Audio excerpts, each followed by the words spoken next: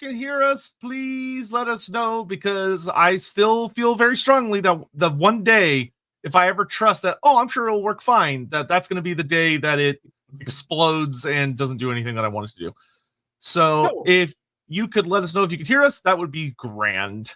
And on the assumption that you can hear us, hello everybody and welcome to another fine episode of Lorebeards. And this one is a super special one because we are joined by the ever marvelous Madalfred, who you may have heard of many times before because of his significant contributions to Warhammer Fantasy Roleplay down through the years, whether it's through his maps, either officially or perhaps not quite so officially, or alternatively through his deep and extensive writing that he has contributed to the game, including some very famous books involving stone, steel, and many a long-beard dwarfy individual. So we're going to have a lot that we can potentially talk about today.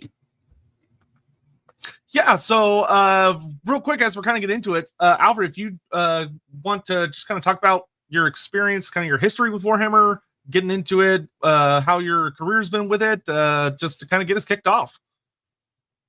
I started Warhammer thanks to an introduction with Anthony Reagan. So he brought me into the game, and we started actually beginning writing when Ken Ralston was working on his Realms of Divine Magic and Realms of Sorcery books. So I got involved with him there playtesting, but also I started trying to develop some more of the cults that he had not yet written up about. And from there, eventually I met James Wallace, again through Anthony Reagan, and also by going to Gen Con. And working the Hogshead booth, I was able to talk to James and got involved with the Dwarves. So that was kind of fun. Through some suggestions from Graham, I actually tried to publish my first article on Slayers, and that got published in Pyramid magazine after being rejected by a couple others, I believe. And from there, I just late in the first edition, that's when I started drawing my maps, trying to develop the world a little bit more. And after the Hogshead thing kind of went down, then I started writing my own first edition stuff for my website and continue my work on maps. And then when second edition came about, I was helping Anthony Reagan a bit with drawing maps for second edition that weren't used, as well as developing the gazetteers that were used. So I have that little bit of involvement with second edition, as well as writing the introductory scenario Pretty Things. There was a few changes Green Ronin did to my original manuscript, but that's okay. It's their prerogative. And then eventually I dropped out of doing anything more official WFRP. Probably because I wasn't really keen on where second edition was going at the time. And that's when I started really working on my stuff for first edition, which also had some suggestions to be modified for second edition. And I would write a few campaigns of my own. Gathering Darkness, I think, was my first big one, after I had rewritten a different type of finale to The Enemy Within called Empire at War. I also continued working on my maps, because instead of, once I had the provincial maps, I could start drilling down to doing sections of the provincial maps and adding more settlements and more features to the maps. So after Gathering Darkness, I actually put together a Wissenland source book, unofficial, of course, with more maps and more descriptions of settlements and whatnot. And pretty much, I was not involved with third edition. And then through Graham, I met Andy for fourth edition. And we talked about fourth edition, and I asked for 2 sections of the Archive Volume 1 book to write, with the Dwarves. So I was happy with that. And then that eventually led to a few more assignments with Cubicle 7, and I was happy with that as well. In the meantime, I've am fan developing the River Stir Valley from Vertbot to Stirfari from my map. Okay. So I'm kind of, and it's mostly what I call guidebooks. They're not really adventures tied to them as much as I'm just developing, describing the towns, from the people in them, some of the establishments, and making essentially a sandbox for anyone who's interested. Yeah. And that's pretty much what I'm doing. Excellent. So I think that's a really nice summary, because it shows how you've been right there from almost the very beginning, all the way back in Warhammer First Edition. And for anyone who out there doesn't know the names that were dropped, Anthony Regan was a writer and I believe friend of Madalfred, who wrote the Marienburg book, which is a very well-regarded book amongst certain circles of Warhammer fans. And James Wallace was the developer for Warhammer Fantasy Roleplay First Edition, all the way back in the day. So when Games Workshop dropped running the roleplay game themselves, James Wallace and his company Hogshead, they picked up the license and they produced a whole host of extra Warhammer Fantasy roleplay books that were published afterwards. And yeah, James is a great guy. He's one of my friends too. Do like James a lot. Yeah, I also want to give Oh, go ahead. Nope. Go ahead. Okay. I also want to give a shout out to Federico de Ramos, because he's the one who started asking me about my maps, because of some of the stuff that was being used in the GW recent maps until more recent. And from our conversations, he kindly wrote me up a Warhammer wiki page, which I appreciate. So I want to give him a shout out, because he was also the one that helped, I guess, bring about this little meeting. Yes, he is. So well, there you go. That's lovely. Yeah, he fired over a message and was like, "Hey, y'all should have Alfred over." And it's like, I did not realize that was an option. I would love that. Yep. Always available to talk Warhammer. Yeah, me too. Story of my life. So we've already got some questions coming in. We should probably take those as we go. We get a mixture of super chats and other questions as we go. Do you want to grab those, Sotek? Yeah, so I think we'll go ahead and start grabbing those, and then we'll kind of launch into several topics. Biofoot would like to know if Alfred has any thoughts about the oh so legendary Warhammer Fantasy Fishman. No real particular opinions about those. Mutants is what I would call them. But no real opinion about Fishman. Biofoot has an unhealthy obsession with anything related to Fishman, but we all gotta have our focuses. And Ricky Chapman says, "Gather round, beardlings. The long beards are speaking." Yeah, I don't think I could qualify as a long beard, to be honest. At this particular level, I think I technically would qualify as a beardling, but I'll take it. So I have a question, which I remember thinking back when I first pinged out an email over towards you, because I was speaking to Graham at the time. At that point, I was speaking to Graham Davis every week for the Enemy Within, and we had a meeting penciled in every single week. And I sat down and with him, I asked if he had contact with a host of folks that I was hoping would be able to write for the 4th edition of the game, including your good self. And I remember when I was speaking to him, and I asked Graham as well, and I said, is there any reason he's so associated with dwarves other than writing the book itself? Is that just because he wrote the book, or did he have a particular love? To which Graham went, I have no idea. So we're now in a position where we can take that no idea and ask directly, why dwarfs? Is it simply because of the book, or was there something you particularly liked about them? I like the Warhammer dwarves. I mean, when I was playing Dungeons and Dragons pre-Warhammer, the dwarves are kind of boring.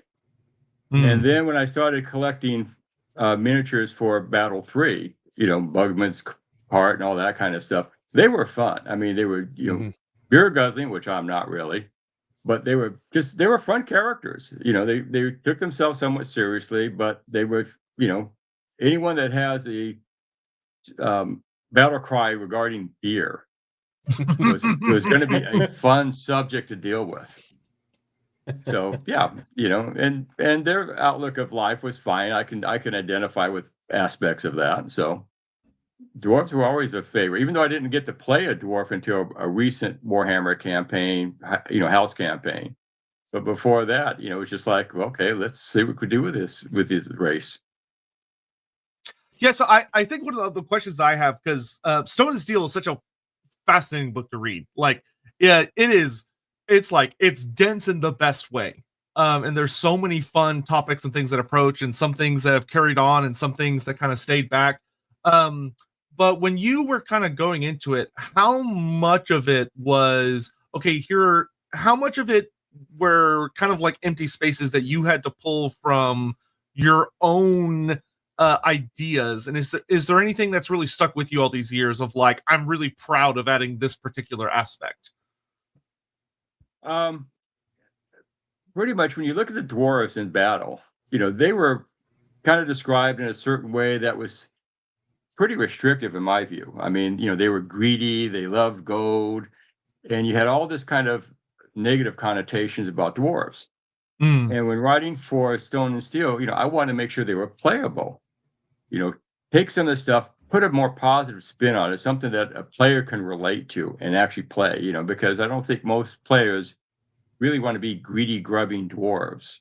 But if you've tied into honor, reputation, status, and then also the concept of, clan, you're doing it not just for yourself, but also to advance your clan's reputation. So there were a lot of holes from a role play perspective that you could plug in from the battle game that wouldn't be in contradiction to the battle game, but would actually fill it out for a player. And so that was my approach. I was happy with some of the social structure. I kind of like the concept of the craft guild, only because not only do you have the clans, but then within the clans also form a part of the craft guild. So you could have a number of clans, being miners, for example, and you could have a lot of, interaction that way. And then I also wanted to kind of straighten out the whole thing with Slayers, because, a lot of people think Slayers are really cool characters to play, and they probably are. But you have to keep in mind what that means for a dwarf society, in that Slayers can be a group that offend most dwarves because of their lack of honor and that kind of stuff. Yet, because they're a warrior race, fascinate them because of the dedication they have to war or self-destruction, whichever you want to call it, but war. So, I wanted to kind of make it so that, if I'm playing a dwarf character and there's a Slayer in the party, while I might be envious of his battle prowess, I'm not sure I want to hang with the guy because he's so dishonorable and brought dishonor to his clan that I'm going to kind of keep my distance. So I wanted to, put those in there. And then, of course, from a role play perspective, you have to address that if the dwarves have so much honor, why are so many dwarves in the empire taking dishonorable careers like thievery? And so it's like, okay, well, find a reason for that. Well, it's because the dwarves have been in the empire so long that some of the influence of their manly neighbors have kind of impacted their view of honor. So that, otherwise you would have all these imperial dwarves, which we call at the time the dwarves of the empire, versus today, which would be the dwarves in the mountains. But most of these dwarves would become slayers if they continued with the same viewpoint as their mountain relatives. So I wanted to, make sure that that was kind of delineated in a way that players have the most flexibility in playing their characters. Yeah, I particularly like that. I remember when the book first came out, it was for me a deep and unexpected insight into playing a dwarf, because at that point, the material that had been presented had been, as you suggest, relatively stereotypical and relatively blank in terms of character, particularly if you looked over towards the battle game. But I think that brings up its own interesting question, because when you brought out Stone and Steel, you were in the cusp of moving from Warhammer 3rd edition, where it was all a little bit more of a wild frontier, where Warhammer had yet to be properly nailed down for what it was. And then the 4th edition of Warhammer, where everything got very tightly written. And the dwarves were changed significantly with their runes, no longer having spellcasters. They just moved to their runes. And the nature of the dwarf army had changed. Man of War had changed its navy. Its entire tone had shifted. How did that impact what you write? Because obviously what you wrote matched the 4th edition. But did you find that constrictive, or did you find that to be quite the opposite? In fact, really helpful as a guideline and a use of useful set of parameters that you could work around. I gotta plug in here. My power's going down. Hold on a second. Oh, There we go. My Now I'm good. long-winded question. That'll do it. Yeah. No, Battle 4. I mean, with the new Dwarf book for, I think it was Battle 4, a lot of that was significantly used in Stone and Steel. I mean, the runes, the language, all that kind of stuff was ported in. I created additional runes for it. In fact, I even created the drawing of the additional runes for additional words I threw in there to give the dwarves a little bit more feel. But no, what that did is when I wrote the section on dwarf wizards, which was allowable in first edition Warhammer Roleplay, I made it strictly for dwarves in the Empire, because I knew that there was a separation that was coming with the dwarves in the mountains, that they didn't do magic anymore. We didn't really restrict the priest thing because divine magic always came from a different source. So that stayed in Stone and Steel. Later, of course, that would get dropped because it was really clear that dwarves couldn't do any magic. So miracles and prayers were out the door for them. And that actually had to be revisited in the new dwarf book. Which I was very excited to see, just saying. Anyway, carry on. Yeah. So anyhow, but I like the fact that I was able to bring out a little bit more of the dwarf pantheon, the religious aspects in Stone and Steel, and give them all a place. I mean, there was references of other gods named in other sources. So I just wanted to make sure that we had a definitive location for them, a definitive description and all that kind of fun stuff. So that was fun. And then I think in Stone and Steel brought in stuff from Man War, because I thought with the book that it might be fine if I started, bringing in other elements from the battle games, just because some people might want to know, okay, how does this Nautilus submersible work in a role play situation? I don't think anyone ever used it, but at least it was there. Definitely was used. Yep. And then the same with, personal testimony, I take it. Yeah, and I also wanted to make sure all the technology was touched upon, because if the dwarves are really big into big guns, then they should have big guns. Yeah. Yeah, and absolutely. then I guess the other thing I was looking at with the dwarf history too was that while the dwarves were a race that lived underground, to them it was a safe haven. So when they went to war with the elves, they had to be able to, be successfully on the battlefield opposed to the elves, with like pikes and all that kind of stuff that you would think a foot army would have to face off against horsemen. And then I figured that the reason why they had the initial setback against the greenskins was because the dwarves were never prepared to have to defend their homelands underground. So when that whole Goblin War thing erupted, the dwarves suffered grievous losses because they were ill prepared for that, and it took them a while to find the right tactics to fight underground. And that's my excuse for why a lot of dwarf holds fell. They got overwhelmed, and they were just not ready for attacks at that quarter, whether it was, goblins from underground and Skaven. Makes sense. Let's see. We have some other questions coming in real quick, so I'm just going to keep on these so they don't pile up. So we got Rock'n'Roll Juke Podcast. Did you include a nod to Spaniard metal bands like Baron Rojo or Angeles del Infierno when you created your own take of Estalia? I'm legit curious. No, I'd never heard of those bands, sorry to say. No, when I was doing Estalia, I mean, I would touch on my own background as I won't say Spanish because I don't really speak Spanish, but my heritage is from Mexico, as well as some other places of the world. And so I guess Portugal as well. So I was trying to, bring some of that into an Estalia that would be multiple kingdoms. So some of those place names might come from, that. And some of them I tend to look at other maps of those locations, and I'd find names of small villages, for example, and I would plug them in. Kind of what I do with the Empire maps is I'll look on a map of Germany, for example, and I'll find very small village names, and I think that's kind of a cool name, and plug it in. And then it's always fun when a fan says, "Hey, I came from that village," or "I know of that village." Oh, okay. Hammond, here we go. Hammond, what are your thoughts on the end times that came for Warhammer Fantasy? That they said it all. I don't like end times. I really don't. For one thing, it pretty much puts a cap on how far you can play WFRP into the future. Yeah. You know, and I don't know. Part of I think what got me to stop following battle was the Storms of Chaos campaign had an ending that I thought was just really terrible. Yeah. And so I wasn't really keen on that.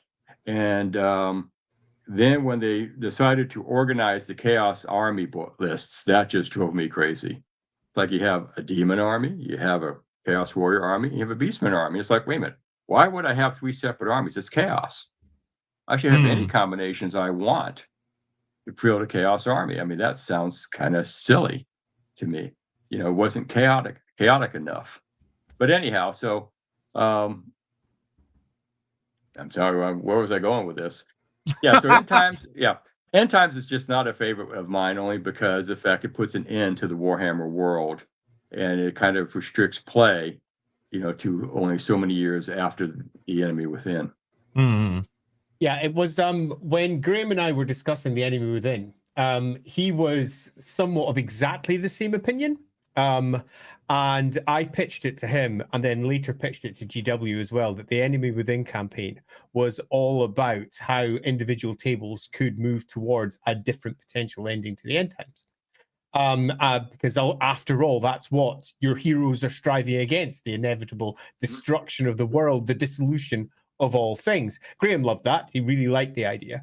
But we came to a relatively controversial conclusion after, I don't know, must have been about 3 months worth of discussion. We reached a point and we decided that the Enemy Within campaign's end should be if you end up with Warhammer 8th edition's version of the Empire. So that's the version of the Empire that everyone knows and loves from 4th edition onwards, with Sudenland gone, or some equivalent of Sudenland gone, with Hochland now a complete province rather than being a smaller province as part of Talabheim, and the same with Nordland. Effectively, if you end up with the end times version, you've lost.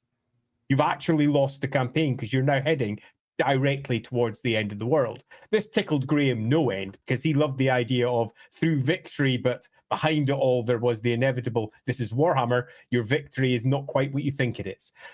So that's what we were originally heading towards with what was going to be that version of the Enemy Within campaign, that if you won, as most people recognize winning, in fact you were setting up the end of blowing up the Warhammer world.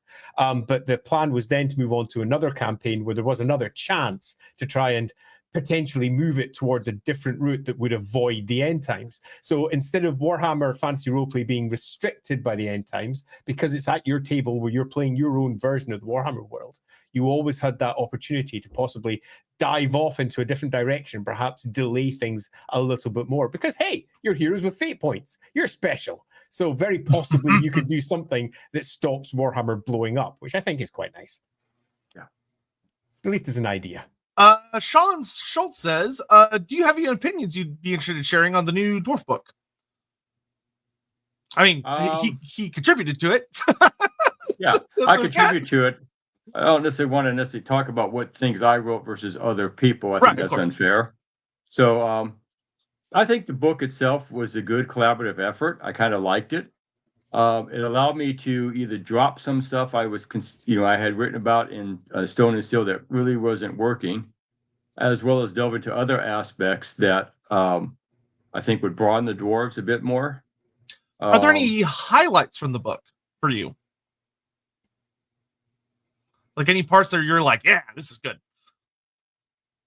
I'm going to play the safe route and say I like the whole book. There you go. Well done. Nicely political. Yeah. Hammond asked, if you had to introduce a vampire dwarf, probably at gunpoint, how would you do it?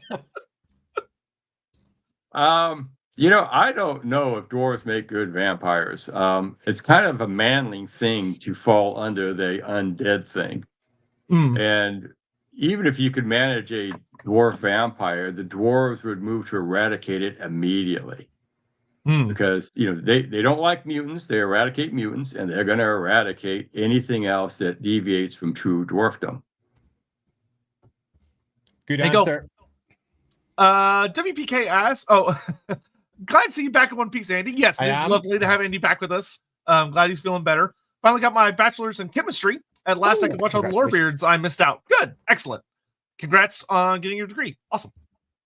Indeed, congrats. Mr. Vorn, similar sentiment. Nurgle has a greater grip on Andy than I should. He does on Aisha. Lovely to see you back.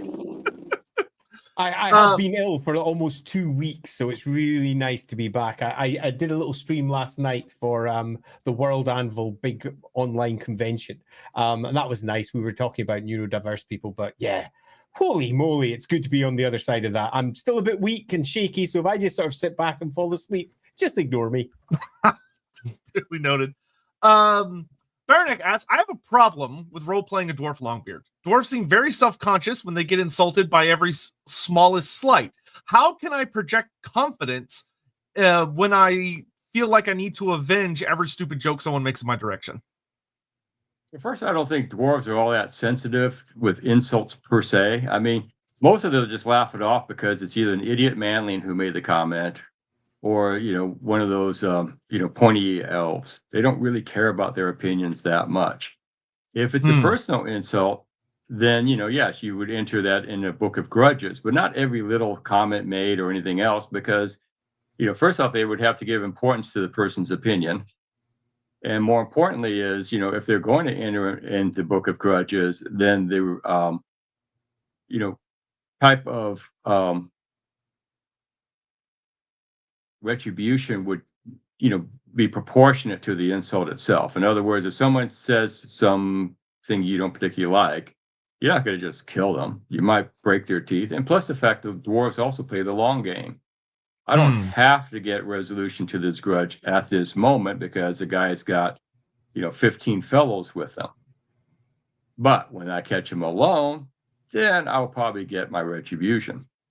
So, I mean, you have to play it kind of smart as a dwarf. It's not a suicide pact to be a dwarf. So if you're going to take insults, fine, but you're not going to necessarily try to get them satisfied immediately. You could just wait till the opportune moment.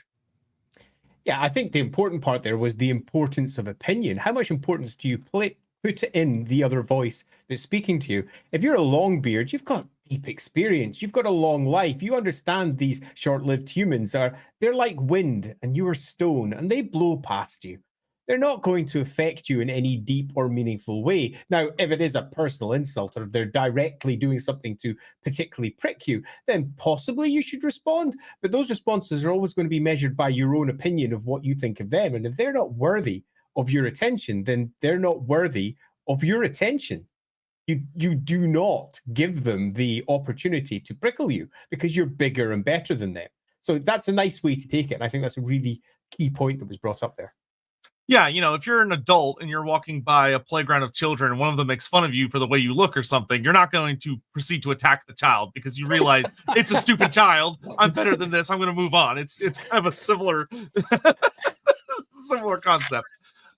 I actually think that's a good segue for a moment just to kind of talk about Alfred. If you kind of had like a list of bullet points that would be your general guide to someone, whether it's a GM role-playing an NPC dwarf or a player wanting to pick up kind of a standard dwarf character, what would be kind of like your kind of core hit list of things to really be thinking about when playing as a dwarf? Well, when you play as a dwarf, the thing you want to keep in mind is, you do have a reputation you're trying to uphold to a degree. I mean, you're not going to let people necessarily just slander you without comment. You don't really turn the other cheek per se. You can ignore them, or you could sit there and make your own retorts. But also, too, is you're going to have some pride in yourself and your clan. So you're not going to want to put yourself in a bad light. You're not going to put your clan in a bad light. You also do not want to willy-nilly place an oath. In fact, one of the things I would say for a dwarf character is when someone is trying to extract an oath from you, think in terms of a lawyer. and in that you're going to create an oath that is going to allow you some flexibility in action, so you're not trapped. Because a lot of people will try to trap dwarves by trying to get them to give their word to do a certain thing unconditionally. And dwarves are just not going to set themselves up for that kind of failure. They take too much pride in being able to, do what they say, but they don't want to be trapped into what they say, if that makes any sense. Great. Excellent. Let's see. We've got Hammond asked, what is your favorite of the Empire's provinces? Can you say why for a little bit? I'll say right now, I don't particularly like the Reichland, only simply because the Reichland seems to be the most populated, civilized, man-controlled province. I actually like the ones that kind of come around it. I like Wissenland, obviously enough to write a source book on it. And I also kind of like Sturland, especially east of Furtbod, because it's more backward compared to Reichland. It also has more wilderness. It's less populated. So then you can make sense to have other things going on there. And of course, you get closer to Sylvania, which means you can have nice dark adventures, Cthulhu type themed adventures, if you will, or vampire themed. But I mean, you can create all kinds of darkness that is different than typical Warhammer vampires and undead. I mean, they could be part of it, but you can be real creative with it. And plus, you also are close enough to the influence of chaos. So you can come up with some really twisted, dark creatures coming out of tangled forests in the dead of the night. So a lot of cool stuff, I think. Excellent. And while we're discussing that as well, if you have not seen Madalfred's stuff, do pop over to his website. Just pop that in the chat so you can pop over and check out all the cool things that he has made, including his maps, including his source books and adventures, and more. Some of it is super, in fact, all of it super awesome. Go do check it out. And we'll be delving into that as soon as we get through the rest of these comments requests. Speaking of Federico, there he is. He says, I would really love to hear Alfred's thought on the southern realms from -2000 of the Imperial calendar to the formation of the Empire, particularly how if he had any opinions on enriching the lore of Tylos or Kavzar and the southern realms at the time if you were given the opportunity to do so. Do you have any kind of flash thoughts on that? I kind of like the southern old world as the cradle of an older civilization for the old world, place where classical would have sprung from and spread out. And I think with like Tylos and some of those other places, it would be, a good place to delve into. Plus, if you like archaeological type of stories, archaeological horror, those would be good places to have that. Expeditions sent out by the Temple of Arena and known to see if they can recover artifacts and that kind of stuff. That then also puts you in conflict with other people. Because I think Warhammer plays well when you're not necessarily dealing with humans versus chaos, or humans versus orcs, or humans versus undead. I think it plays well when you have different factions of humans going at each other. Whether it's in the pay of some high-level patron or some corrupt duke or whatever. So, I think a lot of that can be developed historically, and then that would also influence the current environment for this the southern old world. Yeah, I think I could not agree more that WFRP, or just the role play of Warhammer in general, I think leans really well into having that political intrigue among humans being kind of its core. And then you get flashes of the more like fantasy battle standard stuff with, like your chaos stuff or orc war or whatever comes in. But I think it actually helps keep the horror of those things heightened by having them relatively rare, as opposed to being like what the campaign is all about. Whereas if you're playing like D&D, you're dungeon delving or you're going out into wherever and you're fighting like hordes of monsters all the time. And it's a little bit less about the, the more dark side of humanity aspects. Federico Velasquez asks, hello, I wonder if Alfred would have any recommendation of any programs for Android system tablets when it comes to drawing or map making, or just any recommendations for getting started on drawing and map making for beginners. I've kind of gone now from just drawing my things by hand, my maps, to just using basic programs to help me draw my maps. So, I mean, I use really Paint and Paint.net for my map making, only because I just hand draw them. So I really don't have an opinion on software, because I don't really use any software for my maps. I'm sorry. My problem in answering this one is Android, because I don't use Android, sadly. So I don't have any recommendations either. Personally, I use pretty much Photoshop for everything, Adobe programs on my side, because it's fast and easy, and I've been using it since, well, Photoshop was first released a bajillion years ago, and I've slowly but surely upgraded with each edition. So yeah, not a lot I can offer here either. Let's flip it a little. If you wanted to give advice for someone that wants to get into making their own fantasy maps, is there anything from your personal experience as far as like materials to look at, or techniques to practice that you would really recommend that helps you in developing your map drawing skills? That's a tough one, because I've been map drawing since when I started Dungeons and Dragons in 1980, and it was all done by hand. So I wish I could help you with programs, but I just don't use them. Oh, so not even programs, just like were there any like particular books that inspired like how you draw your maps, or were you just like, I'm gonna sit down and I'm gonna draw shapes until I get what I like? Pretty much. I think what I did is I initially looked at Warhammer maps to get a sense of it, but no, that's pretty much what I developed on my own over time. I just, I always liked drawing maps. It's always been a thing with me. I enjoyed reading maps when I was young. I mean, when I go to Disney, I would just get out a map of Disneyland, just start looking at all this stuff, and yeah, it just goes so way back for me. I can't even tell you how to begin.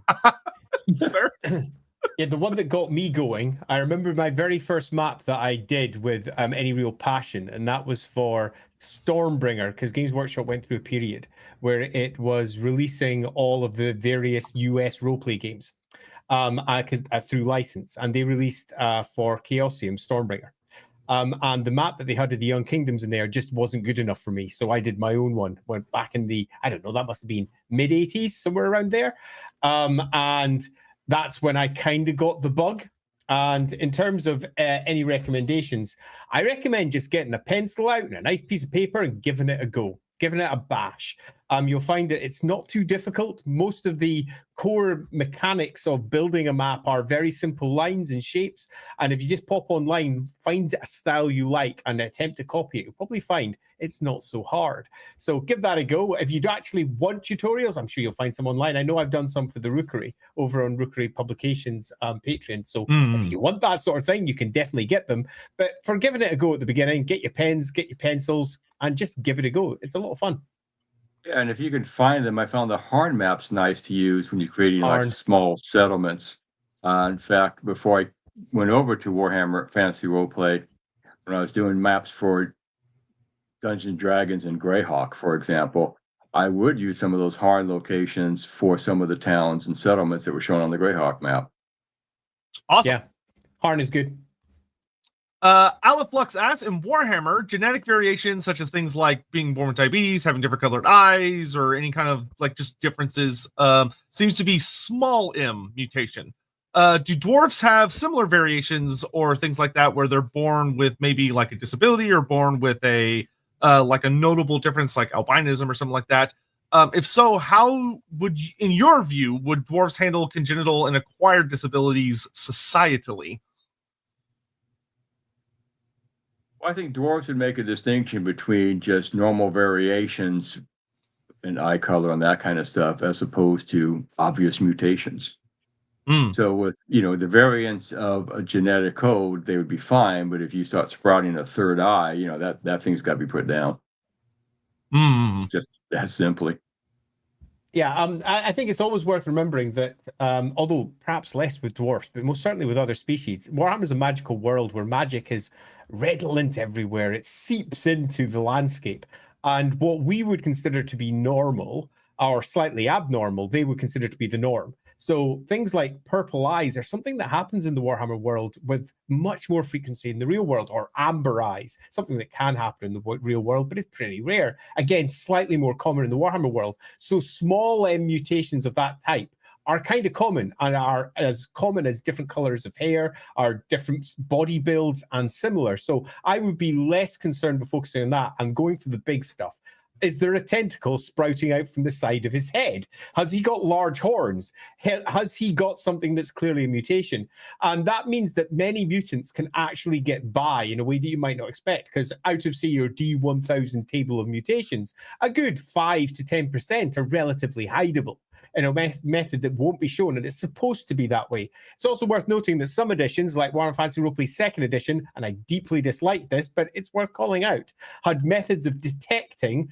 In fact, no, I'm going to go further. In 2nd edition, if you got a mutation, you became a new species, mutant, and there was a ton of ways of detecting mutants, and it made it a little bit too black and white.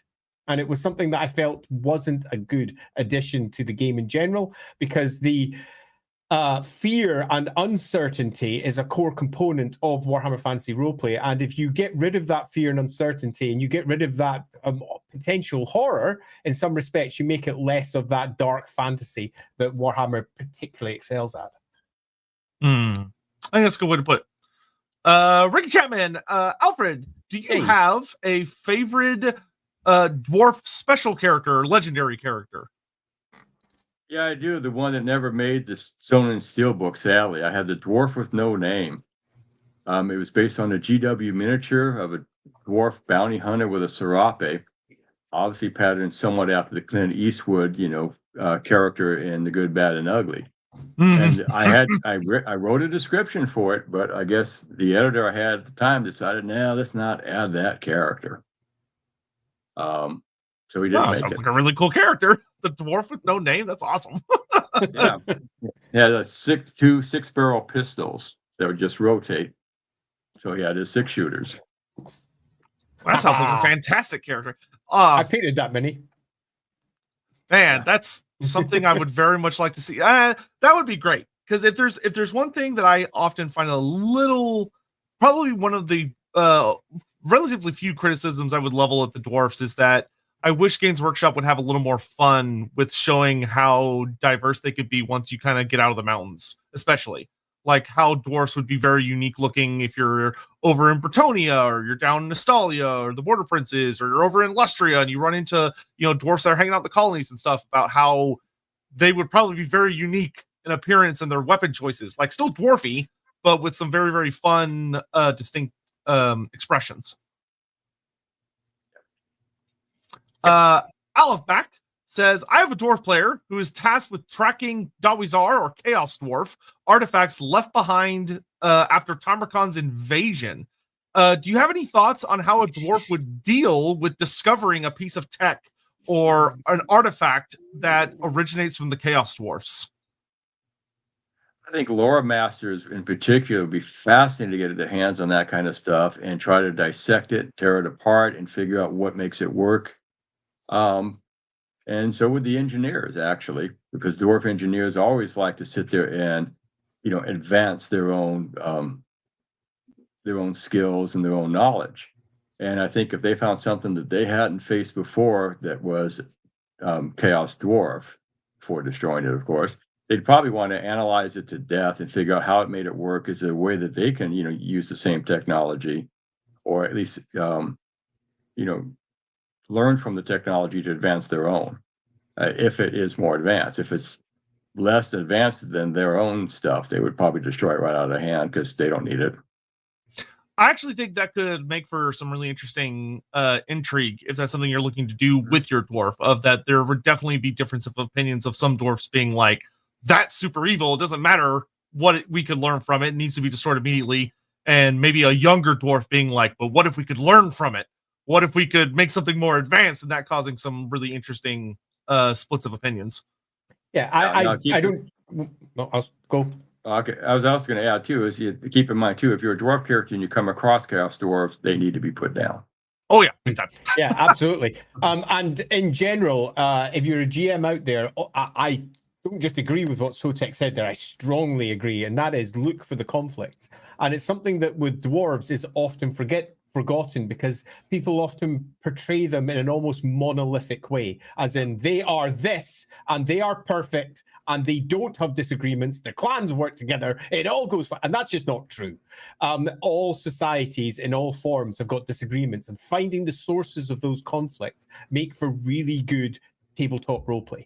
As one faction goes in one direction, another faction goes in another, and the players are left in the middle trying to figure out what is the best way to negotiate the circumstances they find themselves in. So if you're a GM out there, whenever something like this comes up, think about, so if the Dwarf book says it goes this way, but what about the individuals who say something that goes in a different direction, and think about the conflicts that arise from that. One of the things I actually really liked about the first edition Stone and Steel book that got brought back into fourth edition that was lost in the battle game was the conflicts between the different mountain empires of the dwarfs, like the World's Edge Mountain dwarfs versus the Grey Mountain dwarfs versus the Norscan dwarfs, where in the battle game, they kind of got just sort of sucked into the same general bubble of like, oh, well, they're dwarfs. And they were portrayed as everybody listens to High King Thorgrim Grudgebearer. They're all on the same page.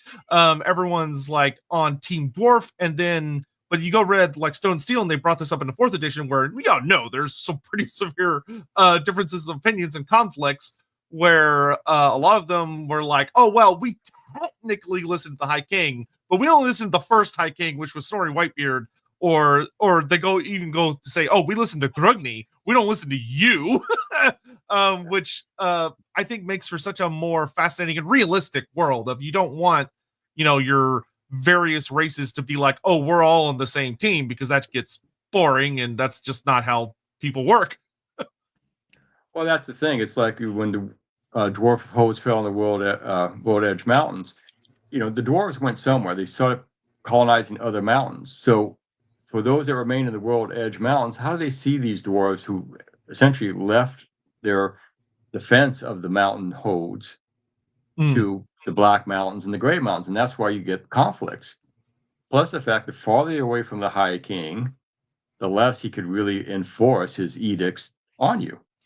So, a lot of them are like, the High King in their view is, maybe the first of equals. The High King tends to look at that he is the first.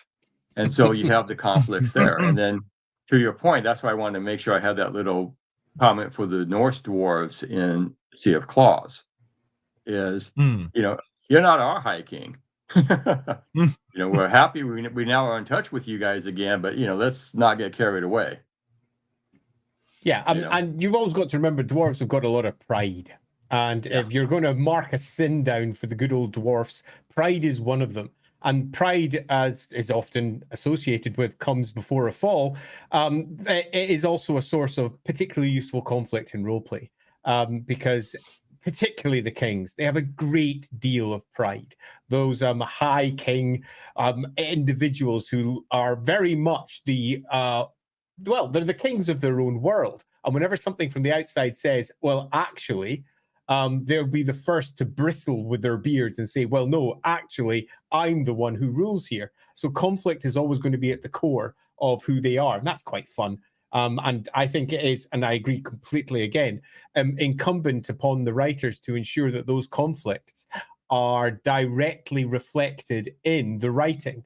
Because if we end up creating, again, that monolithic dwarf empire, I suppose would be one way of putting it, because the empire definitely modeled itself off the dwarf kingdoms anyway. But if we've got this monolithic entity that's all working with all the cogs smoothly greased up and oiled and creating this dwarf monolith, it's just not fun. And it doesn't create for good games. And the only way that works is if they become an antagonist, something that the players are working against. Because then it's a big thing that they can tackle, but it doesn't make for an engaging or interesting thing to be a part of. Because if you want to do something different to the established norm, which, let's be honest, most PCs do, it's what they like to do. They like to go and do their own thing. Then the entirety of the dwarves just fall down upon them like a ton of rocks. And that's kind of not fun. It's fun to have allies. It's fun to have secret patrons. It's fun to have different types of dwarf character there. So yeah, to say that it's a welcome reintroduction is, I think, an understatement. It's a very, very welcome reintroduction, because the dwarves had become, particularly because they drew solely from the battle game, they had become this almost unassailable stone of perfection. And it was nice to see some of the cracks being reintroduced to that particular stone wall. Yeah, well, like when I wrote my Karak Hearn source book, fan base, of course, I did that with like the advisors of the king, is that you had different conflicts. You had a king who was kind of old-fashioned, but then you had members of his family that were looking to kind of break from that really closed view of the world, because they knew they had to have some relations with elves. You know, a little dicey there, but they had to be careful there, tread carefully. And of course, they had to have decent relations with the, surrounding manling realms. Yeah. Because they're all kind of, it's also the trade concept too. If you're going to do trading, you're going to have decent relationships. Absolutely. Yeah, I think that's reflected well in I think it's the Kadak Asgaraz focus in Archives 1. Which has all the different advisors. It goes into detail on all the advisors to the king, and they all have very different things that they're wanting him to do. And it makes there some really, really fun dynamics. Well, because you have to have that kind of dynamics even at the high level of dwarf society, just because if they're all marching to the same tune, they might be all marching to their doom, or they might be marching to stagnation. So you have to have some sort of dynamic up there, at least, that kind of pull and whatever to keep the dwarves going in some direction. And then what I also like is you have to have the dwarf hodes not be in sync either. They have to be different between the various dwarf hodes. If Karak Asgaraz is going to do a more expansionist type of view or a more aggressive view against their opponents, not all the dwarf hodes are going to be doing the same thing. And some of them are going to have their own issues anyway. Yep.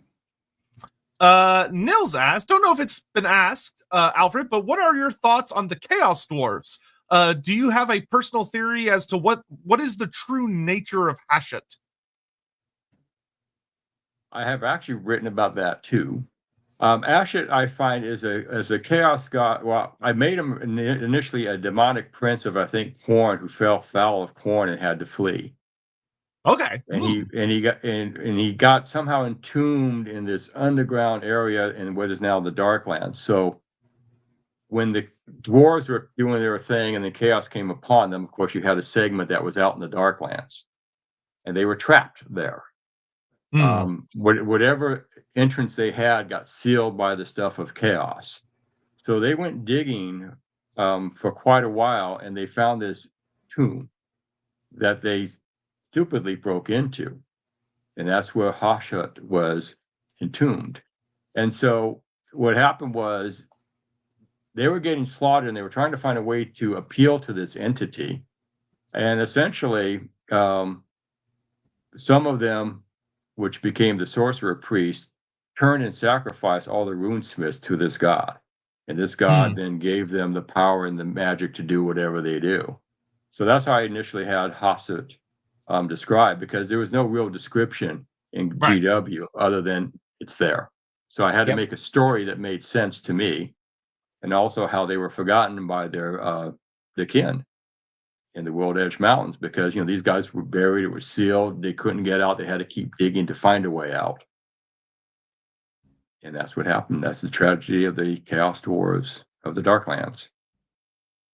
Now, having said that, I do like the other Chaos Dwarves that used to be in 3rd edition Battle and 1st edition Roleplay, which are the ones that I decided came from the fall of Karak Vlog up in the northern World Edge Mountains. That whole was wiped clean by the Chaos Incursion.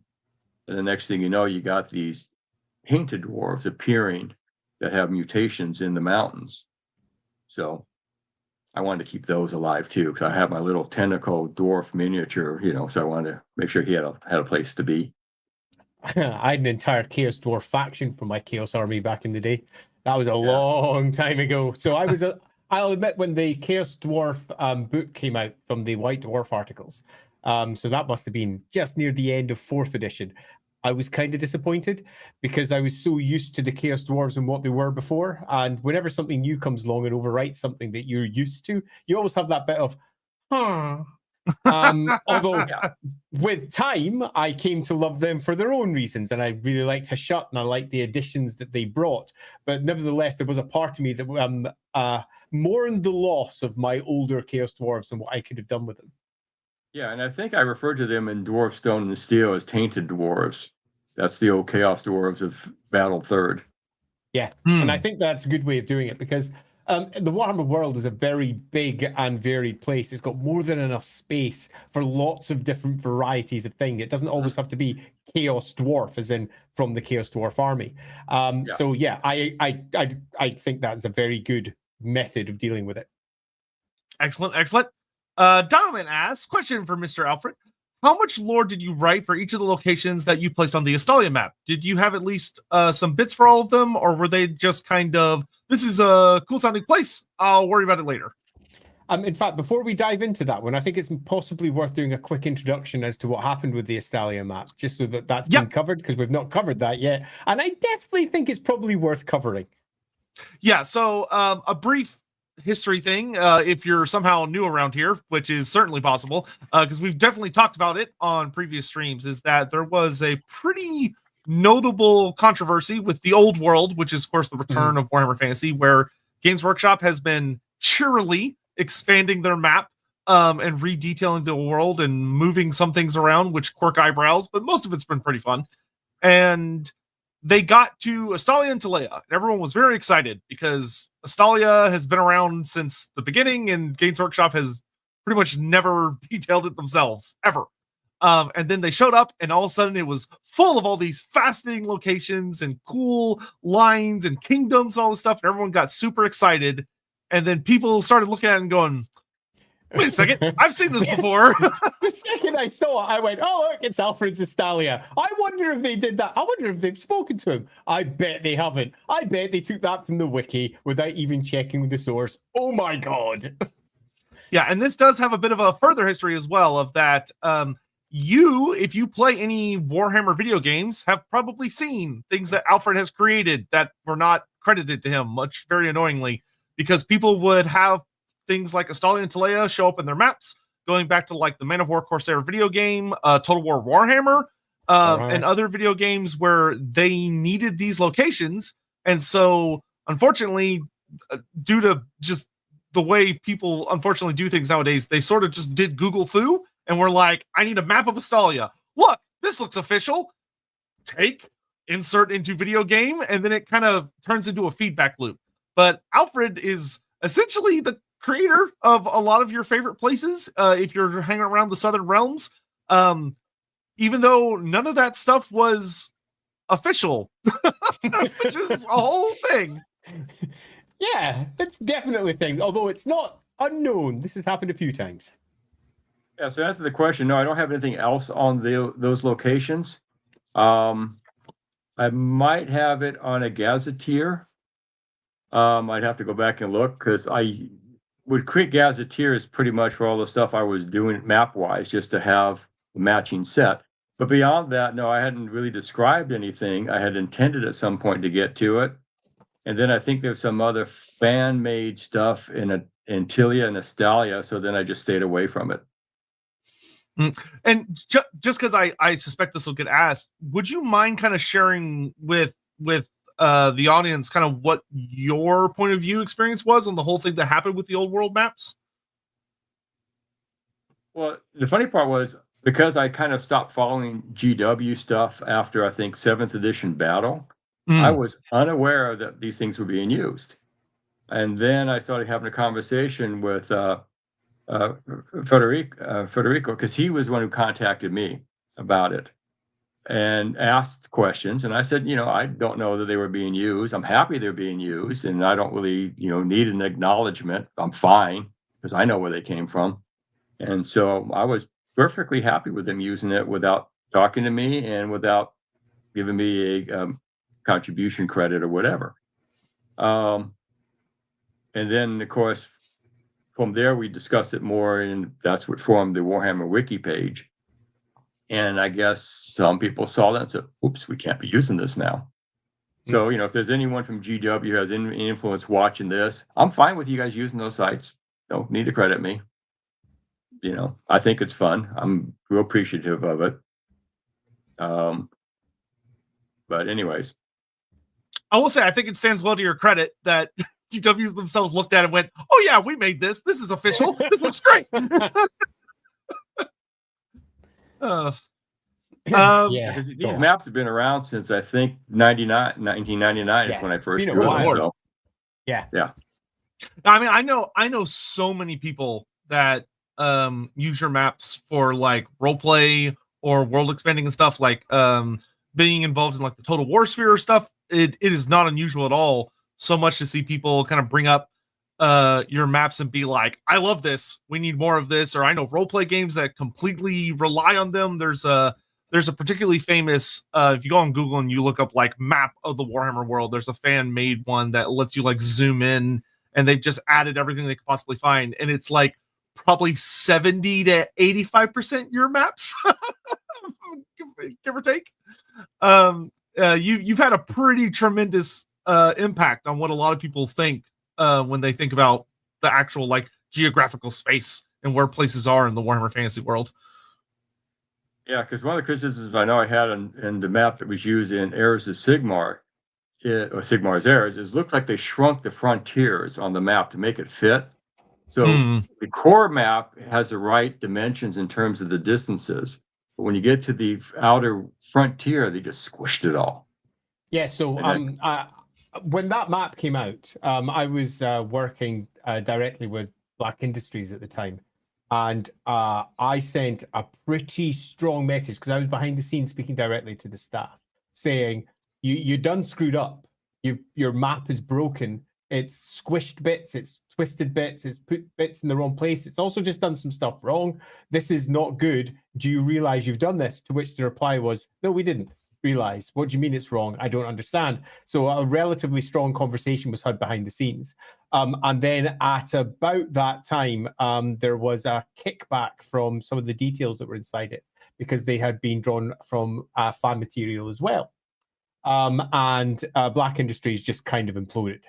There was a whole host of strong conversations of, where are we citing our sources? We are not doing this clearly correctly. We need to make sure that from this point onwards, we are absolutely doing the right thing. So it comes as an almost level of amusement that, 20 years later? Yeah, almost exactly 20 years later, exactly the same thing happened again with the old world, as they took what was effectively fan-created material and then ported it into their map, thinking that it was theirs without any real awareness that that wasn't the case.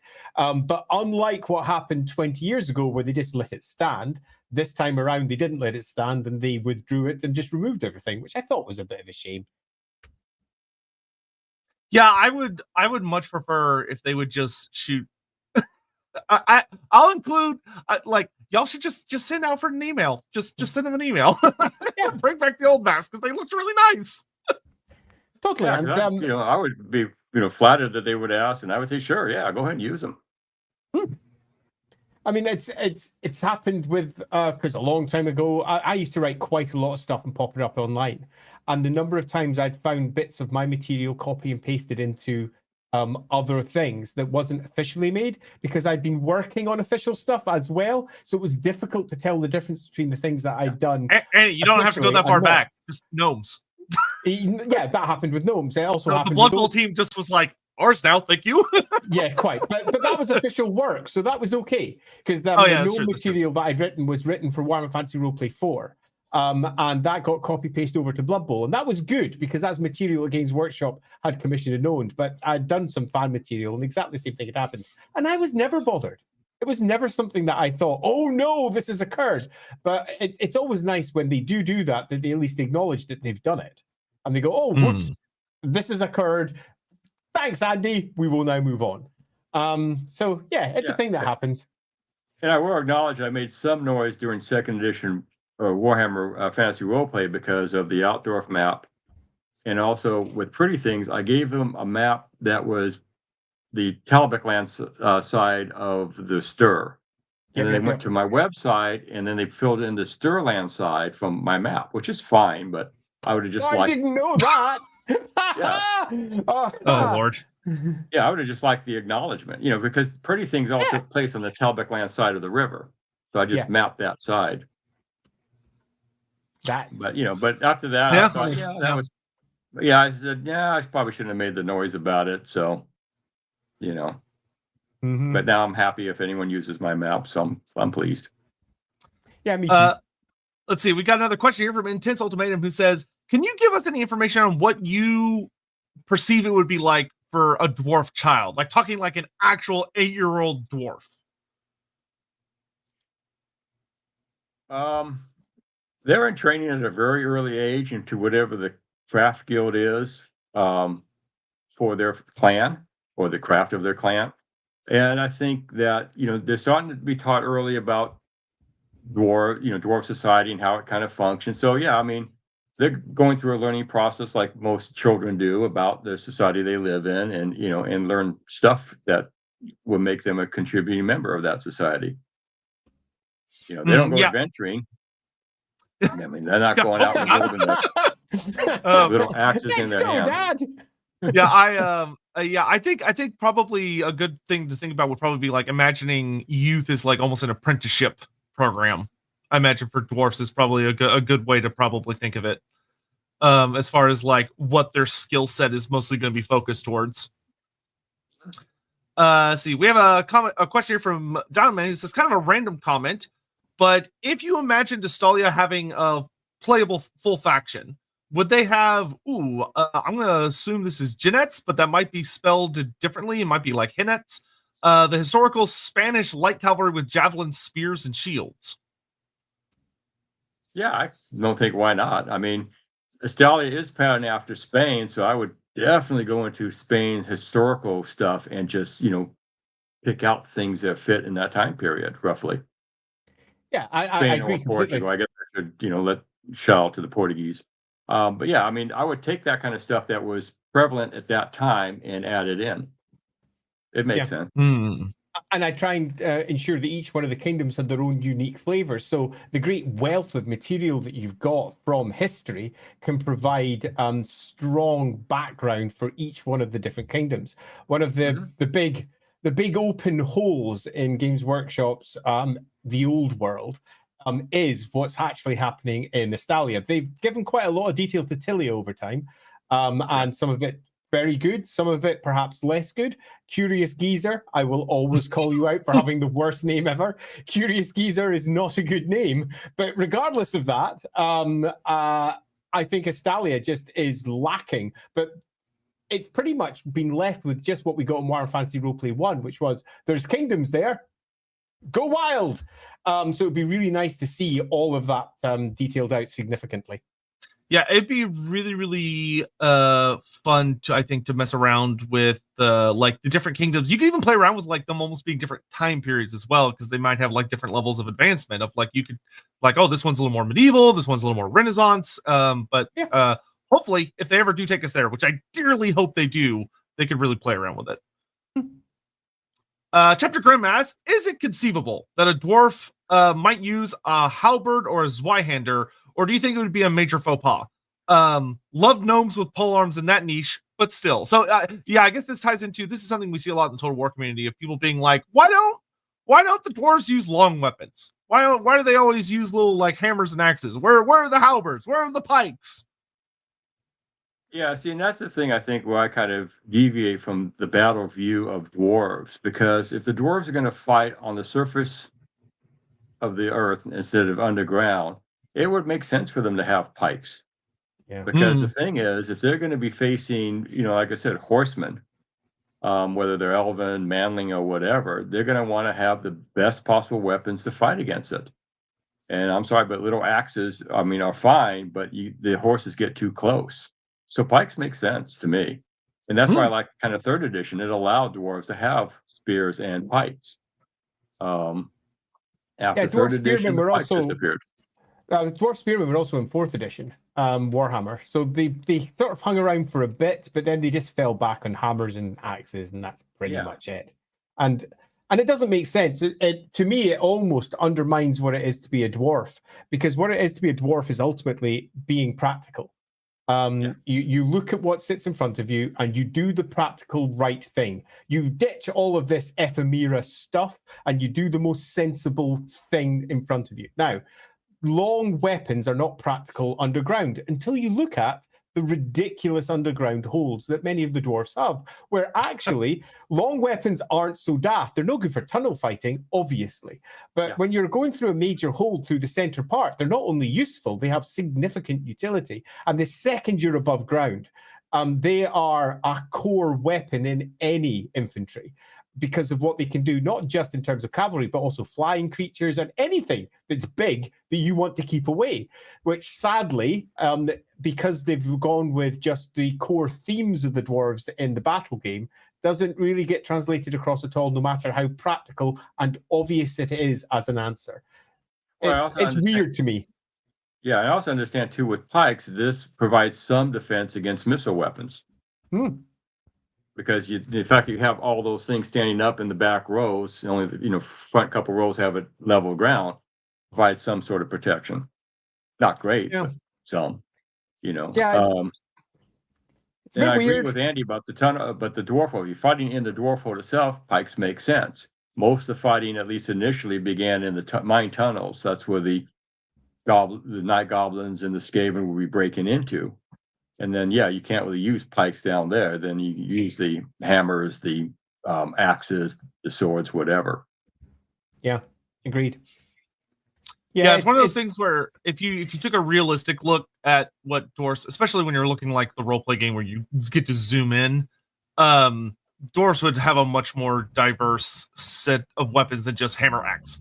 Yeah, it's very much the sort of thing you probably want to dial in for one of the holds who are taking controversial actions to ensure that they can be defended against their local gribbly, whatever nasty monsters they have that are flying in, or the cavalry that they might be facing. And they have taken the very sensible, very dwarven decision for the warrior guilds to take up different weapons, because that makes sense and it's the sensible thing. And if you want to turn it into a point, you can then have perhaps the High King from On Fire elsewhere saying, no, as far as I'm concerned, we're meant to be fighting using this style of weaponry. Turn it into a story conflict, turn it into something that works for your games, and also try to justify what is quite clearly a daft outcome from the dwarves with the setting as we understand it. So we can actually have pride coming to the fore, perhaps, where the dwarves are saying, no, our way of fighting is the way we're going to do it, where other holds are going, yeah, but it's stupid.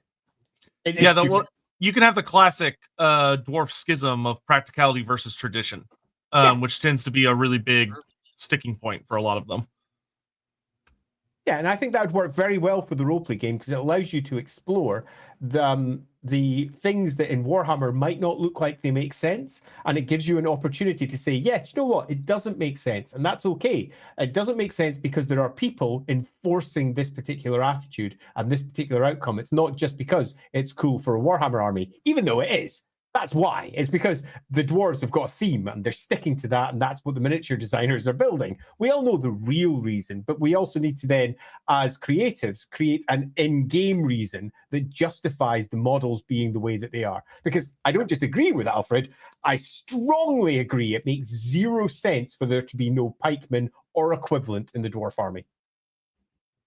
Yeah, and I have a bunch of Marauder miniatures that have pikes, so I have to find use for them somewhere. Damn straight, I've got those models in my house somewhere because they're great. Dumbass says, if I've learned anything from Lorebeards, Games Workshop really needs to learn how to use Microsoft Excel and some sort of referencing software. Seriously, mentally is free and it's not hard to use. Yeah. Well, it's that classic thing. GW really likes to act like they're a mom and pop shop with like 5 people in there that can just chat casually and not the monolithic thing that it's become. Yeah, not unfair. Matt Smith, hey guys, just want to say thanks for the streams. Your premiere episode has helped me write my next D&D campaign, Big Bad Evil Guy, Moon and Mim. Have fun with it. Have a good time. Good luck with it. So, I actually had a couple questions now that the chat we caught up finally. just to so when we were talking about dwarfs earlier, is there one thing I've kind of wondered when you see the evolution of editions or the evolution of certain faction or everything, is there anything from the older dwarfs in particular that didn't survive like the passing of years that you wish had? Or is there anything that didn't make the transition into like the later 6th, 7th, 8th edition dwarfs that you wish had, but ultimately didn't? Can't really address Dwarf's 8th because I didn't keep up with GW. They're not that different from Dwarf 7th. Oh, okay. They're very similar. True fact, they're basically the same. Yeah. I don't know how much really got lost other than the pikes because, GW's description of the dwarves for the Dwarf Army books was always so kind of up there in terms of, the dwarves are this type of people and just very strict on what the dwarves were. So I think that's always been fairly consistent. That just allowed me a lot more room to describe dwarves in a way that at least made them playable for roleplay. And that's, I guess that's all I can say. I don't really know if anything was missing per se. I guess then if you were looking at it from a roleplay angle, is there anything from like the 1st edition book that looking at, say, the 4th edition book, looking at it and going, okay, well, realistically, I just can't bring this up. This won't really make sense to kind of transition into this new era, this new take on them. Was there anything that you wish could have been brought forward and ultimately decided, it's better just leave that back there? Well, like the Dwarf Wizard would be an example of one. Hold on a second. My thing running low, so I plugged it in. One moment, please. Sure, no problem. While he's plugging in, Dwarf Wizards. This might sound like an absolute heresy to many of you out there, but I have strong memories of my Dwarf Wizard in my 3rd edition army. So this is for Warhammer Fantasy Battle 3rd edition, and I had a dwarf army, and there was a dwarf wizard in that. He had a nice little crystal ball that he was holding, a big long gnome-like hat. He looked like a proper crazy wizard. And when Warhammer 4th edition came along and dropped all dwarf wizards and replaced them with rune priests and said that dwarf wizardry was a thing of the past, no longer was a thing, much like I did with the change of the Chaos Dwarves, I felt a small moment of regret because I had been using this character in my Warhammer games for a good, at this point, 2 years. And then suddenly this character was no longer a part of what Warhammer was in its new version. And I am always, whenever it comes to creating new material for Warhammer Fantasy Roleplay, I'm always of the opinion that nothing that Games Workshop have ever made is lost. Everything that's been brought up in previous editions can be somehow reincorporated in one fashion or another. But when it comes to Dwarf Wizards, that's a toughie. I don't think there is an easy way to do it. Even if we say, for example, that we have... movements down there. Even if we have, for example, an idea that dwarf cultures from perhaps different parts of the old world will be represented differently, or maybe from over in Lustria being represented differently, now that dwarves just don't have magic and it's a thing of the past, their entire bodies are antithetical to what makes magic work, it's very difficult to reincorporate that back into the game. But I still think my old dwarf wizard from 3rd edition could potentially be rewritten in a fashion, but it would have to be in a very different way. For example, a dwarf that is a lore master who is studying magic, understanding magic, but not using magic per se. So we're using a lore master who is attempting to understand the magic of the humans and the elves and similar. So we bring these lore masters in a slightly different fashion, but I don't think that even on my most imaginative day, I would be happy with reincorporating wizards. And do we have Alfred back? We have Alfred back, but Alfred can't seem to get this laptop charged. So I may have to drop and come back in if that's possible. Yeah, that shouldn't be a problem at all. You can just okay. You can just use the same link that you had. Yeah, you use the same link you had before. Just pop out and then just click on that link, and you can come straight back in whenever it suits. Yeah, because I might have to change to computers right now because this thing is just not working for me. Weird. These things happen. Yeah, I know. It's weird because everything's plugged in properly, just not charging. I Good don't old know modern if technology. Yeah, it's an awful thing. So I'm gonna go get another laptop, I think, and see if I can make this work. So I'll be back shortly. Let's Sure, see no you in a problem. moment. All right, bye. Okay, so while Alfred's doing that, do want to thank everyone for coming by today. It's really rare that we get to have someone from like, especially like really like the foundational days of Warhammer. A lot of those guys are not easy to get a hold of anymore, for a lot of reasons. Yeah, Alfred, I think, is a fine example of someone who's been writing from pretty much the first edition of Warhammer Fantasy Roleplay all the way through. And I was very keen to get him involved with the new edition. And it's not because he necessarily understood dwarves as they are today, because dwarves have changed. But he understood the process where they had come from their very initial their setup at the beginning through the various editions into what they had become. And that meant that he would bring certain stories to the fore, certain conflicts to the fore that hadn't been mentioned in the newer editions. And if I'd employed just new writers, they would have ignored all of that older material, where Alfred would always be influenced by it, which is one of the reasons why I absolutely decided I was going to bring him aboard when we were doing the 4th edition of Warhammer Fantasy Roleplay, because his voice, I thought, would bring a unique extra detail to the setting that would have been lost if we just stuck with newer writers. Yeah, one of the things that I know that I fell prey to when I was younger, that I'm very glad I don't anymore, was, the idea that it's like, oh, well, if it's old, it's bad. Instead of just, or if it's different, it's bad. Instead of being able to look at it and say, no, being able to have all these different opinions is how we can really get the best out of everything. Because what's modern isn't necessarily good. I mean, very easy example, like if I go look at what End times. the end times, like the whole Lilith situation. Horrible. And there's so like I like to turn my attention back to older stuff there, because I think it tells a better story.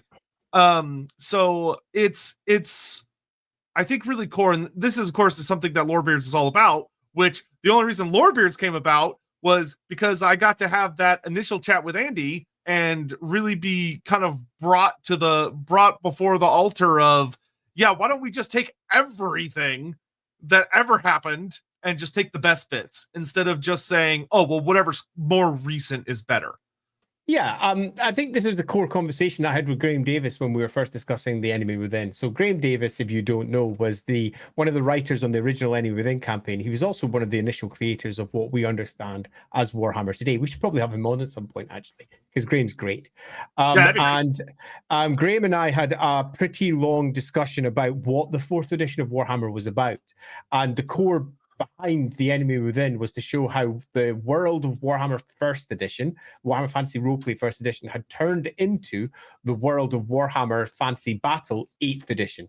Essentially, it was the big campaign that bridged the gap, and that's what we were pitching it as. And Graham went, I really like that, because obviously Warhammer has changed a lot, and it would be nice to show how Warhammer once was one thing and turned into another over time, and I would really like to be involved with doing that. And I was like, great, so let's do that.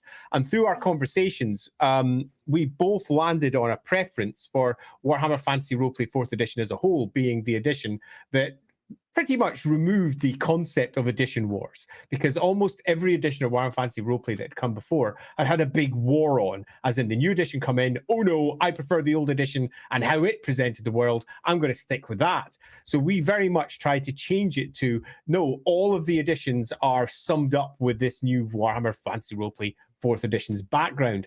All of the editions can stand, and no matter what version of the Warhammer world you play in, you're going to be able to get stuff from this edition that matches your game. It was the great bringer together of things rather than divider, as new editions often can be, which is one of the reasons why it was so important to bring some of the old first edition writers in, as well as second edition writers, as well as third edition writers, and of course establishing some new writers as well for the new 4th edition version of the game. So it was really the edition that brought people from each one of the previous editions together into a new whole, hopefully. At least that was the intent. And that's why I reached out to Alfred, because I thought it was absolutely important that somebody who'd been so instrumental in forging what we understood as the dwarves be brought in for the new dwarf material, particularly when you look at stone and steel, because I remember back when I was working with Black Industries and directly, and they were producing their new book called, what was it called? The Dwarf book. Was it just called Grudge Lore, I think? So they were producing Grudge Lore for Black Library, and that was Nick Kime and Gav Thorpe. And the Stone and Steel book was a core text that sat in the background of that. Now, it wasn't copy-pasted. They made their own new version of what the dwarves were, but it was so instrumental in establishing what the dwarves had become over the course of the editions that it seemed almost foolish not to turn around and get in contact with Alfred and get that old voice back in to re-establish that and bring it up to date with the new version of what the dwarfs have become. Absolutely. And actually, I'm going to cheat real quick while we're waiting for Alfred to get back, talk about some things that he would not care about at all, which is scheduling stuff real fast. I'm going to sneak it in here. Just so y'all are all heads up on like scheduling wise what we're doing. Next week for Lorebeards, we're going to be doing Skull Taker over on Loremaster of Sotek channel. I don't think we've announced that yet, so just throwing that out there now. And then the week after that, we're going to do Hell Pit. Because we Hell Pit is supposed to go on the LAWhammer channel, so we're getting it on the LAWhammer channel, but we're maintaining the schedule. So, sounds perfect.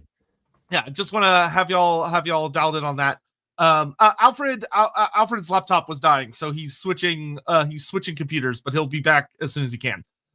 So we'll just maintain the It's also worth noting that this Wednesday we will also be finally getting round to creating an Everchosen. So if you would like to be involved with building an Everchosen with us, one of those great champions of chaos who are blessed directly by all 4 great chaos powers to wipe out the world, then tune in this Wednesday at 10 p.m. UK time. I have literally no idea what that is with your local time because clocks are going wild just now. It'll be 5 p.m. until y'all go through. Yeah, because it's a 5-hour difference until y'all go through daylight savings. Superb. So yes, we're going to be doing an Everchosen, and we're going to be deciding who that is, why they're doing what they're doing, what invasion routes that they're taking, what unique mutations and other oddities they may or may not have, and exactly how did they pass the trials to eventually become Everchosen directly. So that's going to be super fun. That's on Wednesday. When is y'all's daylight savings? It's at the end of the month, right? Probably. I don't know. I don't know why I asked. I should have known better. My iPad says your time has changed, and I go, "Oh, has it? Great, that's occurred." That's fair. That's 100% fair. Yeah, I particularly enjoy the creation streams that we have, so I'm looking forward to doing this one in particular. Aha! There he is. Perfect timing. Okay, we'll just wait for Alfred to double check that he is connected. He is. We say aha because we can hear him pinging in the background. He is about to arrive. He's not quite picked up yet. We're getting there. Isn't it before? I don't know, Ravzar. I don't live there. I don't know why I expected Andy to know, because I would have said the same thing if someone had asked me when my daylight savings was. I would have just said when it happens. I don't know.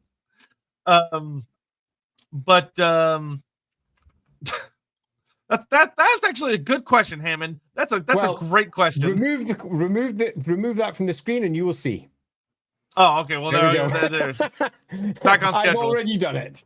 So for those of you who are listening on the podcast, you're wondering what the heck, I've just changed my subtitle to Mad Hammer because, Mad Alfred's on.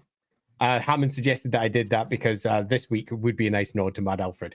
He's almost sorted out on his end. We're not quite there. So what will we discuss as we wait for that one? Have we got anything else coming up?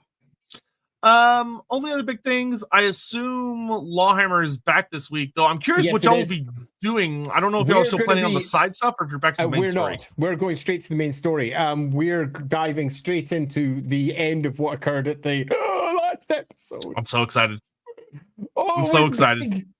Yeah, it was big, and by big I mean horned rat big. Yeah, it's going to be fun. You know what? I'll also answer this one before Matt Alfred gets back, because Kern Gelto, thank you. Secretly been a magic frogman this whole time. Of course he has. That's why he wears the mask, because it's actually a frog under there. It all makes sense. It all adds up.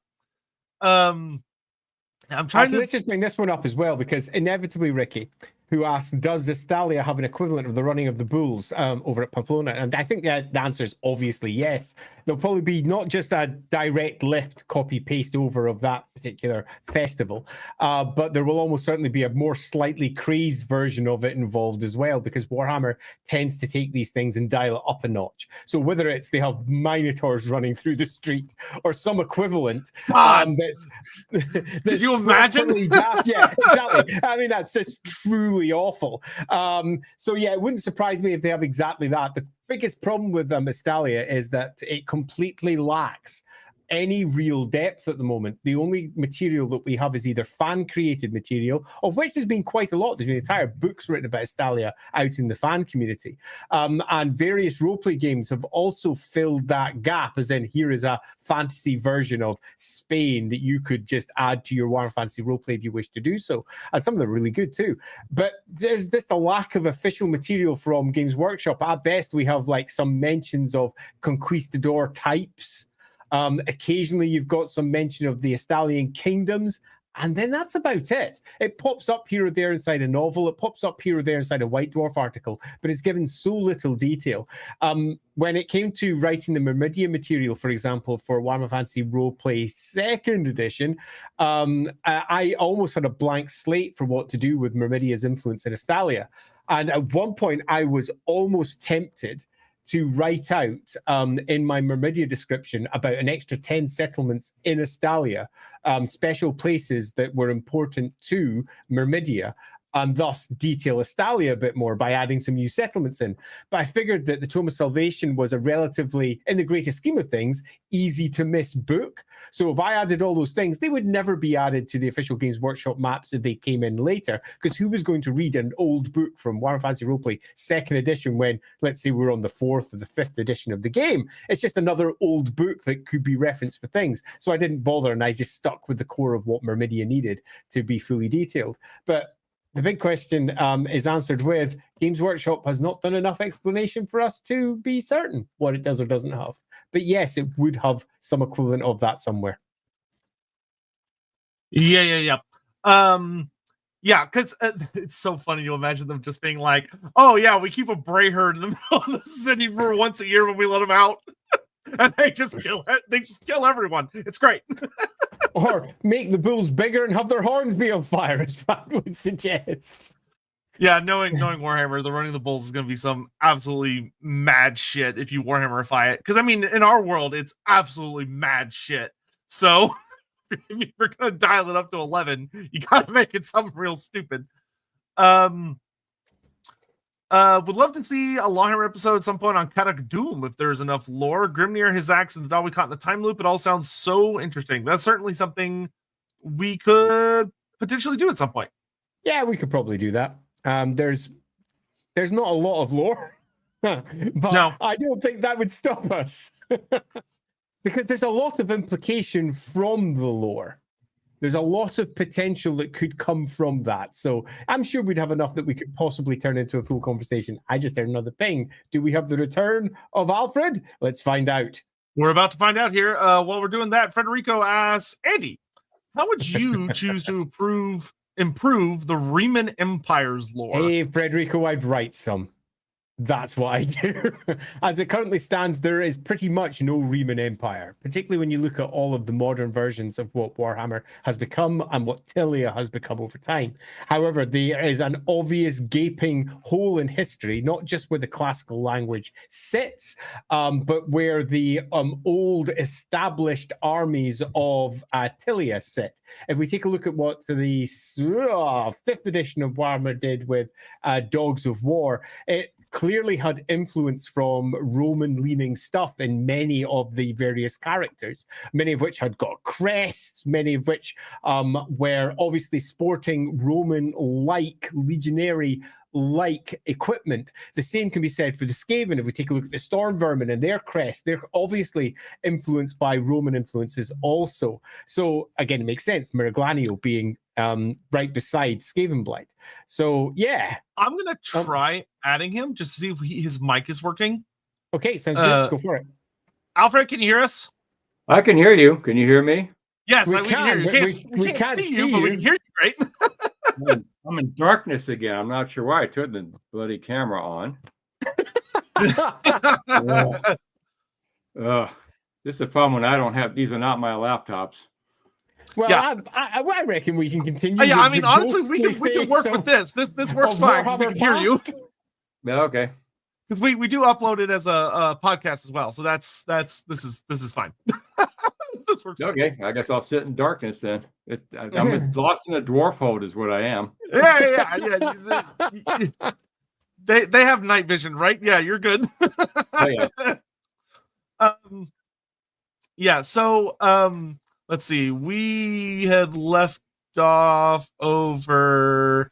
We have a member of a community who has a two-part question for you, and he asks, do you like or have any opinions on the old Slan character Krimlo from way back in the day, and or Balthazar Gelt, the later Supreme Patriarch that got added, I think, in 6th edition Warhammer Fantasy? He was. I like the old Slan, the ones from 3rd edition Battle. Miniatures to go with the ones I bought later for the Lizardman army. So I like the lore of the 3rd or 2nd edition Battle because I think those were fun times when it wasn't all too serious. So I can get behind Krimlo. As far as Balthazar Gelt, Yep. I was never really keen on the color colleges concept in a way.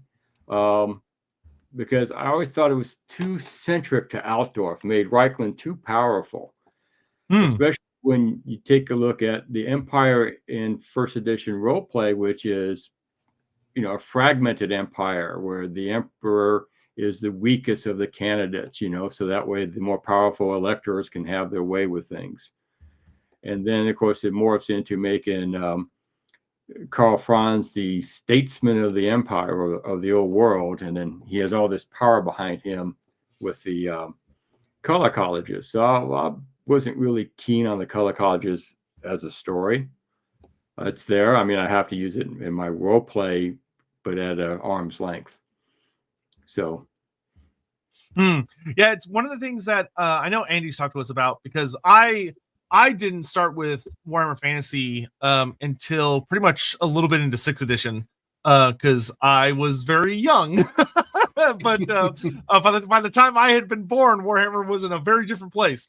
But it was very interesting to kind of hear about how massive the evolution was, kind of from that like the leap from 3rd edition Warhammer Fantasy to 4th edition, and then the leap from those editions to like 6th, where we go from, like, to me, I remember the first time I ever heard about like Karl Franz being anything other than this heroic, awesome badass riding a griffin into battle with Gul Maraz, and hearing about like the 1st edition Wolfrup version, who was a very different man, was so interesting. Of that, Warhammer has been, like, in my mind, Warhammer Fantasy has been fairly consistent for most of my life as far as like the last about 25 years ish. But it went through some just crazy leaps before that. Yeah.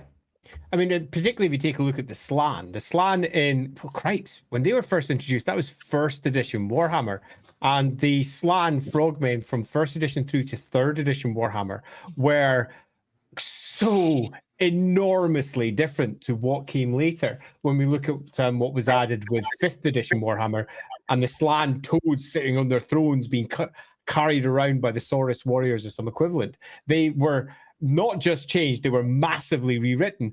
But as is often the case with Games Workshop, nothing that came before is forever lost. If we take a look at what happened over in Blood Bowl, where the Slan in Blood Bowl are pretty much the same old Slan that we had all the way back in Warhammer 1 to 3. So nothing ever truly gets lost. Yeah, I guess that would actually be kind of an interesting question for you, Alfred, as well, is like, was there anything particularly from the older editions of Warhammer? Because a lot of those things didn't necessarily survive the transition.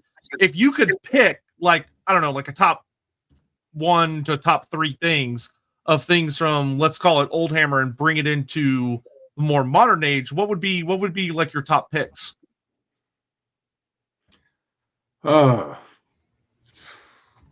Not a hard question at all, I'm sure. Well, the thing is, I don't really think about it in those terms. GW Oh, that's true. GW deals us with the hand that we get, and we go with that. Because I know, like during first edition, what I try to do a lot of back then was keep track of the GW changes and try to incorporate that into what I had as my old world timeline, and then use that as a means to also fill in the blanks. To go back to Frederico's comment about the Remium Empire, that's kind of where that came from. Was I was trying to find real world things I can import into the old world to explain things like the classical language and all that kind of stuff, and how you get these so-called southern gods into the empire that would have to come through either merchants or some sort of old-time empire civilization or whatever. And then I kind of morphed the Remium Empire from being a Roman empire into more like a Greek style, merchant empire, where they're just sending all these tendrils to trading and all that kind of stuff. And then at some point in time, I just said, you know what, the changes that GW keeps introducing is just too much to keep track of and too much to try to justify and fit in. So since I was kind of out of Warhammer after second edition, until Andy brought me back, I kind of just abandoned following the GW stuff and just said, okay, you know what, I'm going to work essentially on first edition world and kind of keep things sort of that way, but not really be edition specific, so that other people can use my stuff with modifications to their world. So yeah, in terms of what I would have liked to keep from the old Hammer stuff to the current one, I don't know. I guess I kind of still like the old Slan.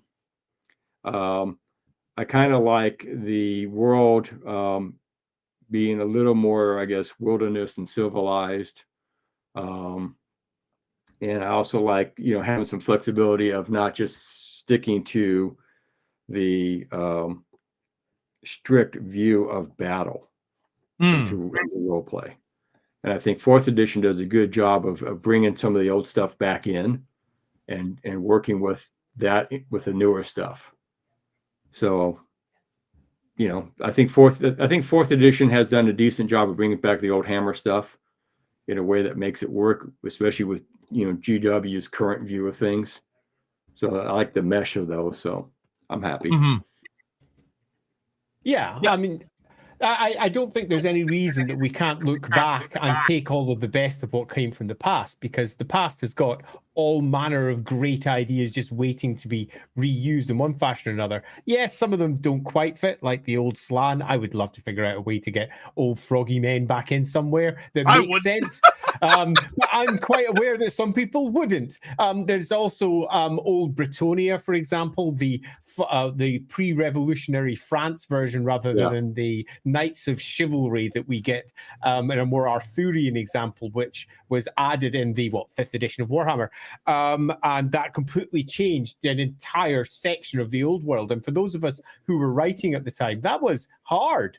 It was actually hard because we moved from one version of the world into something completely different. And as each new release came out for Warhammer, we found it completely rewrote things that we were used to in a new way. This, however, past about 6th edition time, stops being a problem, because from about 6th edition onwards, they stopped changing things and instead just started adding new things to all the changes that they'd made. So the big changes came between 4th and 6th edition, and they rewrote everything during that period, to the point that people like Alfred, people like Graham Davis, people of all stripes who were writing for first edition or playing in first edition were often just left behind by Warhammer, because the world that they built changed into something completely new. But that doesn't mean that all of the creative awesomeness that they brought to the table can't still be used. You just need to take a moment and say, okay, how do we incorporate all of this in and still include it all in a fashion that matches the current version of what Games Workshop have decided Warhammer is? We've got a question here from Donaman, who has supporting dwarf spearmen from an aesthetic point of view, because whenever I've seen dwarfs in a phalanx with big shields and spears, it looks awesome. Like the heavily armored living embodiment of "you shall not pass." Yeah, well, especially, I think the big thing that always jumps to my mind is that it is genuinely a bit difficult, which some people may be surprised to hear me say this, But for me, I often struggle to imagine the War of Vengeance not featuring a significant amount of dwarf pikes or dwarf shields against the like mass amount of elf cavalry, elven dragons, the great eagles. Like the elves use so many things that having a decent spear line would be very helpful. Very helpful to deal with. Well, particularly since the dwarves at that time really wouldn't have had gunpowder. Yeah. At least Yeah. the line that I wrote, I made that a later development for dwarves. So for them to beat the elves with all the stuff the elves brought with them into battle, they had to have pikes. There's just no two ways about it. They had to be heavily armored, piked. Yes, they had the runic weapons for sure, but you still had to have those footmen have a way to basically deal blows to the elves. Yeah, agree completely. And if you want to see what that might look at in practice, just take a look at the last battle in the Lord of the Rings Hobbit movies, where they form up with their shields and their big, huge spears sticking out, and they stamp them down. And they could not look more Warhammer dwarfy if they tried, as they bash down, and then the elves jump over that line into the impacting forces that are coming against them. And I think that entirely fits. It looks dwarfy, it matches their tone, it matches their mood. It's a bit of a shame that currently is sort of lost, but I see no reason why it couldn't be incorporated with ease. We have a comment here from Federico that says, do you guys think that we would ever be able to visit the realms of chaos, cities, etc., and be able to map it? We'll be able to get so if we were to go into the realms of chaos and map it out and potentially find cities and things within it, would we be able to get new armies for minor chaos gods and perhaps even the gods of law? And could that lead to something like expansions for concepts like the Famir and gnomes? That is a lot in a single comment. Yeah, Realms of Chaos to me is basically chaotic. I mean, you could map it, and within moments of mapping it, the map is just wiped clean and everything's changed, because that's kind of chaos. Everything just churns and changes. So cities that might pop up one moment might be transported to another part of the wastes or disappear completely to be reimagined somewhere else at some other time. So yeah, I would never really try to map Chaos Waste because it just takes away the whole mystique of the Chaos Wastes. Yeah, I very much agree of that. I think it's a temptation I can understand why someone would have. But that being said, you could still explore like expanded groups or expanded factions that would be roaming around within it, but doing it geographically, other than making it like a Dali painting of just insanity across the canvas would probably be a bit of a moot point, or at the very least would lessen the setting as opposed to enhancing it. Yeah, I agree as well. You can easily have locations within the realms of chaos that are perhaps well known, great cities of chaos that have arisen, but that doesn't mean that they're going to have a fixed location or indeed a fixed mood tone or indeed anything else. They are going to be always under that shifting influence of chaos. So I would be less inclined to do a direct map. I'm much more inclined, if one were to be writing for, say, a roleplay book, to do it without the map or with an artistic representation of the craziness that is involved with chaos rather than necessarily something that feels like it's fixed. But to go on to the rest of the question, which we'll bring it up there. We're both doing the same thing. The rest of the question, could that then mean that Games Workshop, if they were to map something like that or similar, move on to things like new armies for other gods? I mean, they could, but Games Workshop tends to focus on the core components of what builds the Warhammer world, and the core components of Chaos already have so much that moving into one of the lesser gods before they do, say, for example, Slanesh, Khorne, Tzeentch, Nurgle, et al., means that there's just probably going to be too much that they can already do with Chaos before they move on to something like that. But something like the Fimmer or the Gnomes getting a special character, or perhaps even a small army for something like the Old World, I could see that occurring. They can very easily do a short-term release that just as a special army that's attached to another army. So say, for example, a Chaos army, and here's a little fibber extra that gets attached to it with some special characters. Away you go, buy them from our catalog from, for example, miniatures that never got released from Specialist Games. They release those miniatures to be supported by an army list. Could that happen? Definitely. Could we end up with a couple of gnome models with ridiculously overwrought beards and pointy hats? Absolutely. That seems like something that could occur. Will it occur? We will see, but I'm pretty sure the Fimmer are almost certain now. Oh yeah, there's some pretty consistent rumors about them coming back, but we'll have to see. Federico asks, do you think it would ever be possible or viable to realistically use dwarf cavalry? Whether they're riding mountain goats or boars or some other creature, could they work? Well, I doubt they ride boars because the orcs seem to be riding boars these days, and there's no way the dwarf is going to do the same thing an orc does. And as far as mountain goats, yeah, I don't really see it. I think the dwarves like to have their own feet planted on the ground and not rely upon some sort of steed that's going to get killed underneath them. They just seem to me to be the typical, we're going to be a land-based, foot-based army and go at it that way, and then bring in, of course, their war machines. Yeah, I think I've always been very moved by the argument of like dwarves like reliability. And ultimately, there's nothing less reliable than a beast under you that is not a fully rational creature that's going to get scared by magic or a dragon or gunpowder going off or something, when you can have your own 2 sturdy feet on the ground and then you got nothing to worry about. Yeah, agreed. Sean Schultz asks, Madalfred, what do you think of the old world setting, if you have any thoughts on it?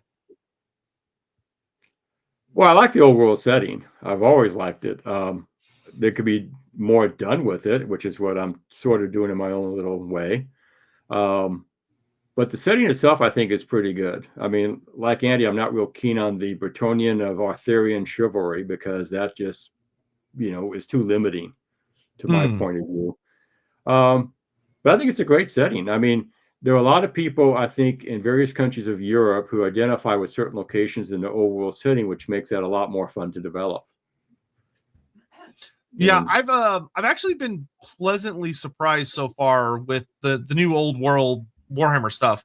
I think they're actually having a good time kind of expanding, like the fact that we got like the quote unquote Exiles of Bretonnia faction that brings in like gunpowder and like the old like mortars and stuff, but like allowing Bretonnia to have a much more expanded view instead of kind of like what we talked about earlier, where I would say one of the criticisms I would definitely level at like the Warhammer I grew up with like 6 to 8, and it's kind of a thing of the battle game in general back then, was how monolithic all the factions were. Whereas the new setting is doing a pretty good job resisting that, thanks to kind of the sub-faction concept where they're like, oh, we're going to explore these guys that are doing things differently, or these guys who aren't liked by everyone else because of whatever shenanigans they're up to. Like I think in the new Dwarf book that they released for the old world, one of the things they did that I found quite funny is they had like the you could run a royal army of dwarfs, which is like the royal clans, and because they're so much more snooty and kind of traditionalist, I think if I recall correctly, they refused to use any black powder for their old world army. They can't take black powder units because they just look down at it as newfangled ridiculous technology. They rely on their good old stuff, but they also are able to take like significantly more runic weapons and have way higher quality gear because they're the rich guys, which I find quite fun. We have a question here from Mr. Mike who says, Alfred, do you have any thoughts on the Warhammer 40,000 setting? Oh, well, I don't keep up with it too much anymore. I used to love Rogue Trader. Yeah, I liked it when you had all kinds of different like Imperial Guard units and that kind of stuff. And that's kind of pretty much when I ended. Was you had different planets had different themes for the Imperial Guard, and I like the idea of having different chapters of Space Marines. So the setting I pretty much like a lot for wargaming. Role-playing would be a pretty tough thing in 40K, I think. Because it's, I mean, unless you're on the fringes of the galaxy or universe or whatever, you're going to be trapped in these war of worlds. At least that's the sense I have with it. I mean, there's a lot of things you can do with role-play, I think. But right now, I'm just kind of really more tuned into fantasy role-play. That actually gives me a bit of a question.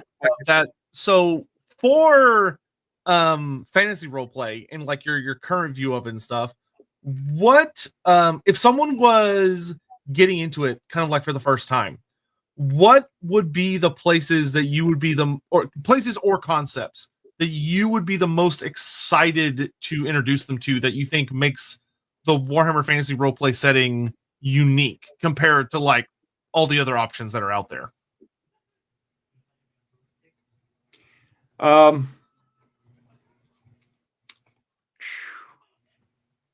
That's a tough one.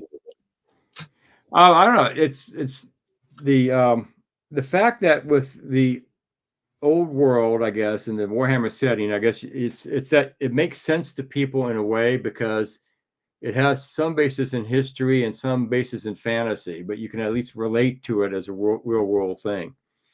When I compare it to, and I can't really say too many other games because I really don't play a lot of other games. If I compare it to my old Dungeons and Dragons things, they would put in cultures and nations in places which made little sense, especially when you have the interactions with the neighboring nations. For example, I mean, you could have nomads next to, I guess, a civilized country, but there would be some influence of them both bleeding over the borders. And that seems to be a part that's kind of ignored a lot, because a lot of the old world, in the case of Warhammer, as identified by battle, tends to be very monolithic, to your point. But in roleplay, you could kind of get away from the monolithic things because you're dealing with individual levels now. And there's always pettiness you can deal with and have all kinds of fun with. I think I'm rambling away from the topic here. No, you're all good. So, yeah, I mean, if I introduce them, I would rather introduce them away from the big cities, into like the smaller towns, the villages, and create adventures there where they're not necessarily dealing with the high society portion. Because in the Enemy Within, I think you deal with high society fairly early on, and that's fine. But as a typical type of gameplay, I would not always have campaigns where you're dealing with high society. You shouldn't be able to deal with the Grafs and the Emperors. You should deal with if you deal with anybody, their underlings, and with them and their little pettiness and what they want out of it, because that creates a lot more conflict, a lot more tension, a lot more fun, because you don't know what game they're playing, and you don't know if you're a pawn or you're an important aspect of their plans. All right, excellent. Yeah, I'd broadly mirror that. I'd say if you're out there thinking about playing Warhammer Fantasy Roleplay for the first time, if I was looking for a nice, simple, easy intro that brings up many of the core themes of what Warhammer Fantasy Roleplay is, I don't think I could recommend Night of Blood more. It's a very simple adventure that was first written for the first edition of the roleplay game. We ported it over to the 4th edition and made an immediate new one. In fact, Lindsay, my wife, she did the upgrade for that.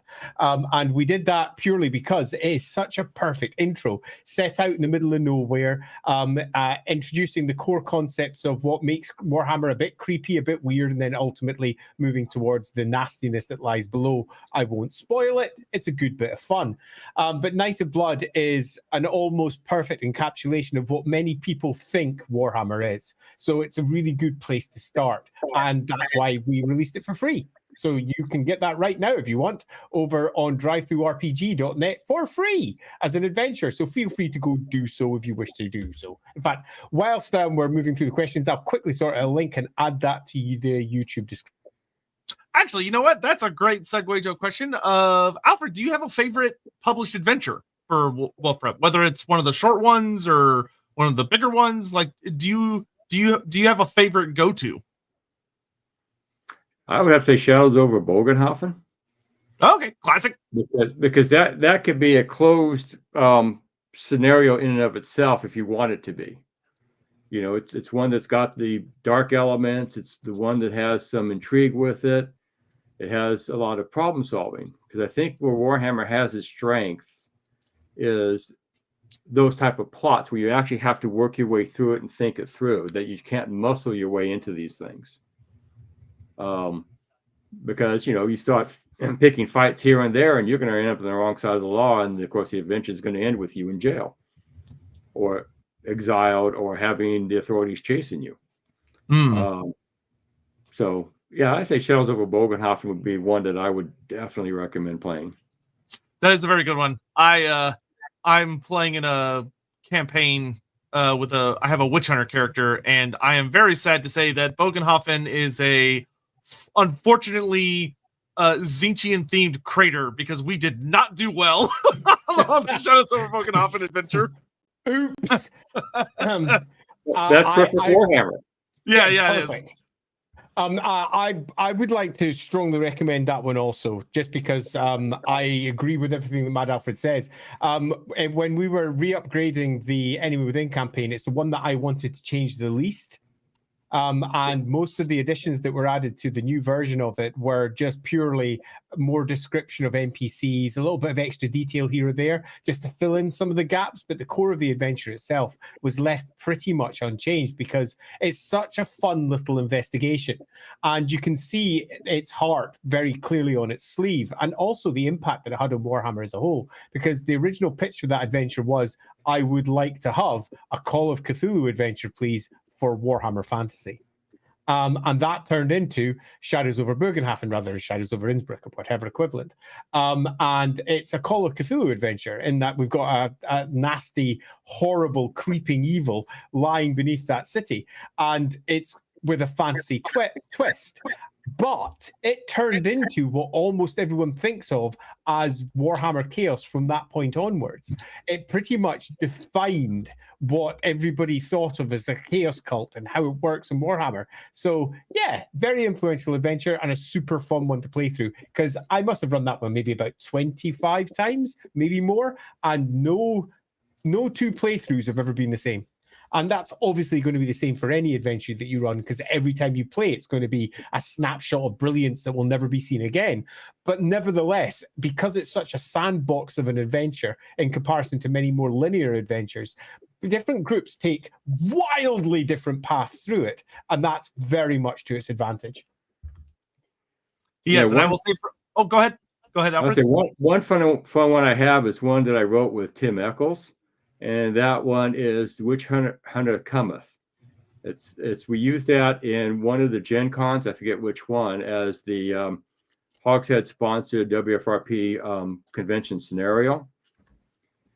But that one is one because there is no real definitive way to solve it. And so we've had groups that just found ways to kind of cheat their way through it. But it's a fun one because, like I said, it's very open-ended.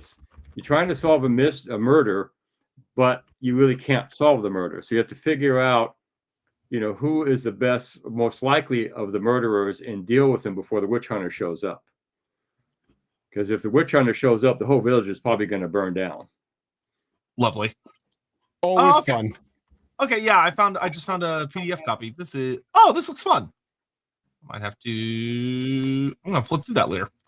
I've also, just to make sure everyone knows, I've just added Night of Blood to the video description over on YouTube. If you're watching the video on demand later, you can just see it there. Alternatively, watching live, I've just dropped the link directly into the chat. So if you want to go grab a copy of that for free, you can do so right now.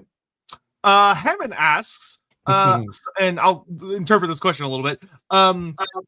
Do you play any of the, have you played any of the Warhammer Fantasy video games, whether it's like your Total War Warhammer or the MMO that came out a long time ago or the Mordheim game? Were there any of the video games that you got into? None that I got into, no. There you go.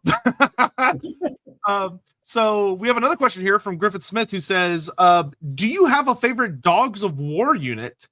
And if you were going to create one yourself, do you have any ideas of what it would be? I read Dogs of War a long time ago, and I actually never really thought about which one I would use, to be honest. I'd probably have to go back and look at Dogs of War again to figure out what's there. Because I like the fact that they're very specialized units, but they're very specialized, which means they're a little bit harder to find good places to use them. Now let's see. The other part of the question is, like the idea of an Imperial artillery crew so well drilled that even in death they can operate a cannon. Oh, maybe in Sylvania. Yeah, that could be fun. Giving an excuse for vampires to have like some good ranged artillery. Yeah, they could have used their people onto death and then brought it back as undead to continue using the artillery pieces. So that makes sense. As we were speaking about actually roleplay a little bit earlier, as far as like good adventures and stuff, something I'm curious about is, do you have, so with your experience with Warhammer Fantasy Roleplay, have you spent more time as a player or have you spent more time as a GM? I spent way more time as a GM. My playing opportunities are a little limited, but I get some. the forever GM curse. And on that, carry on. I was going to say, at least with my group, we kind of rotate the GM position. So I've been it more than not, but in fairness, the other ones take their turn, so we have fun. That's good. So as I was going to say on that, are you still playing Warhammer Fantasy Roleplay in some variety or form? Or is that something that is very much a part of your past and something you still write for, but you don't actively do anymore? We still play first edition. The group I have been playing first edition since '88. So once in a while, we actually break into a different game. Like recently, we played a Diesel Pulp Cthulhu game. But otherwise, it's a variant of Warhammer First Edition. I mean, we might add elements from Fourth Edition or First Edition to it, but it's pretty much First Edition Warhammer. I'd just like to say that makes me exceedingly happy. And it makes me really happy because one of the biggest problems with hiring people who write for the game is getting people who also play the game. And people who play write differently to people who don't. And they write very differently to people who don't, because people who play have a very strong view of the world because they're playing in it. When they're asked to, for example, describe, say, Altdorf, they don't go, I'll go check up the Altdorf book, figure out what's in Altdorf, and decide what I'm going to write about it. Instead, they access their memories and go, well, Altdorf's got this, Altdorf's got that, because I've been there, I've lived there, I've done stuff there. And you get a very different style of writing from people who are playing to people who don't play, who are very much often just referencing stuff that they've read on an online wiki or just creating something up from whole cloth, something entirely new from a tabula rasa, which is something that's fun, possibly, but it doesn't feel quite as real or as engaging as something that's a real world lived in place. So yeah, that makes me super happy. One thing I'd be interested to know is, do you have a character that you have played who's really stuck with you, like however much time it's been, as like, this was my like ultimate, this was like just the best experience? Like a little bit of information about that character as far as like what career or type of character they were and stuff like that. No, the thing is that every time we play, it's always like a different environment and a different character. It's like in one, we had a campaign taking place in Albion, which was the Albion of, I think it was Shadow Warriors, the novel. Yeah. Where it was basically a kind of British type of thing, but the GM placed it where it was kind of like you had the Norse in there, you had the influence of the Rhenian Empire, and it was mostly Anglo-Saxon. And in that one, I started off as a halfling rat catcher until I made a mistake of actually charging someone with a gun and got killed. So then I came back with a new character, which was a human who was a Sigmarite. Somehow I spent some time with, I guess, a parent who immigrated from the Empire into Albion. So I was a Sigmarite, so I was out of place with the current theme of the gods in that land, who are more Celtic, Saxon, Norse in nature. So that was a fun character. Eventually I morphed into, I think, a wizard of sorts, but and then my current character, we're playing in a kind of a Norska in the land of the Björnlings. Okay. And I'm playing a Norse dwarf who had to leave my home of Kraka Ravensrock because of a blood feud. And so I've been exiled along with the people that were trying to kill me. And I eventually made my way to this land. I've been here now, and in this part of Western Norska, which is not quite as chaotic as the rest of Norska, but the players themselves are all Norse, as opposed to me, who's the only dwarf in the group, and I'm also older than everybody else, even though I'm young by dwarf standards. So we're just starting out this type of play, and it's kind of fun. I finally got my dwarf character. It only took how many years? yeah, really. But and as far as when I actually GM, I usually take what I'm GMing and I eventually will write it up in a way that now can be used as a sandbox. And that's why I'm developing that stretch of Stirland River, because we played in it recently with my group. And I had some notes on it, so I decided to develop it further. I think that's the best way to do it. Chapter Grim asks, out with the major population centers rocks. I don't know what that's a reference to. LAWhammer. He's just referencing the conversation we just had, saying that playing outside of the population right. is a good thing. Yeah, there you go.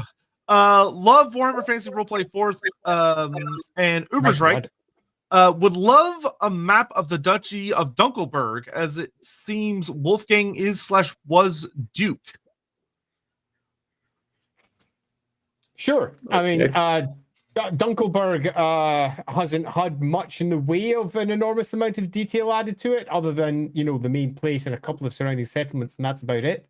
And yeah, it does seem that Wolfgang is or was possibly Duke down there, particularly look at the enemy within version of it. So that would be the nephew of Karl Franz. And yeah, probably. I know certainly in the version that we're playing in LAWhammer, Wolfgang most certainly was.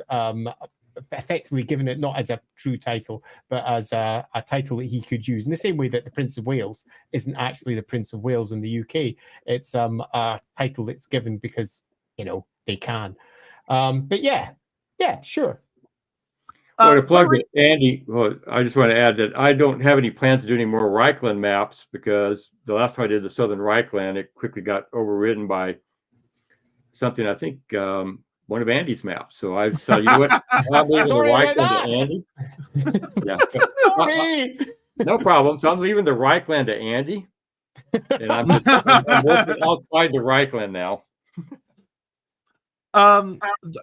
Good question here from Federico. For anyone that would be interested, is there anywhere where you do write-ups or mentions about your campaigns or how they're going and stuff like that? Like, for instance, on your blog, do you do any write-ups about the campaigns you've played or sessions, or are they just kind of for personal fun and you don't really worry about them outside of that? They're pretty much personal fun, because what happens is when I run a game, I write the summaries.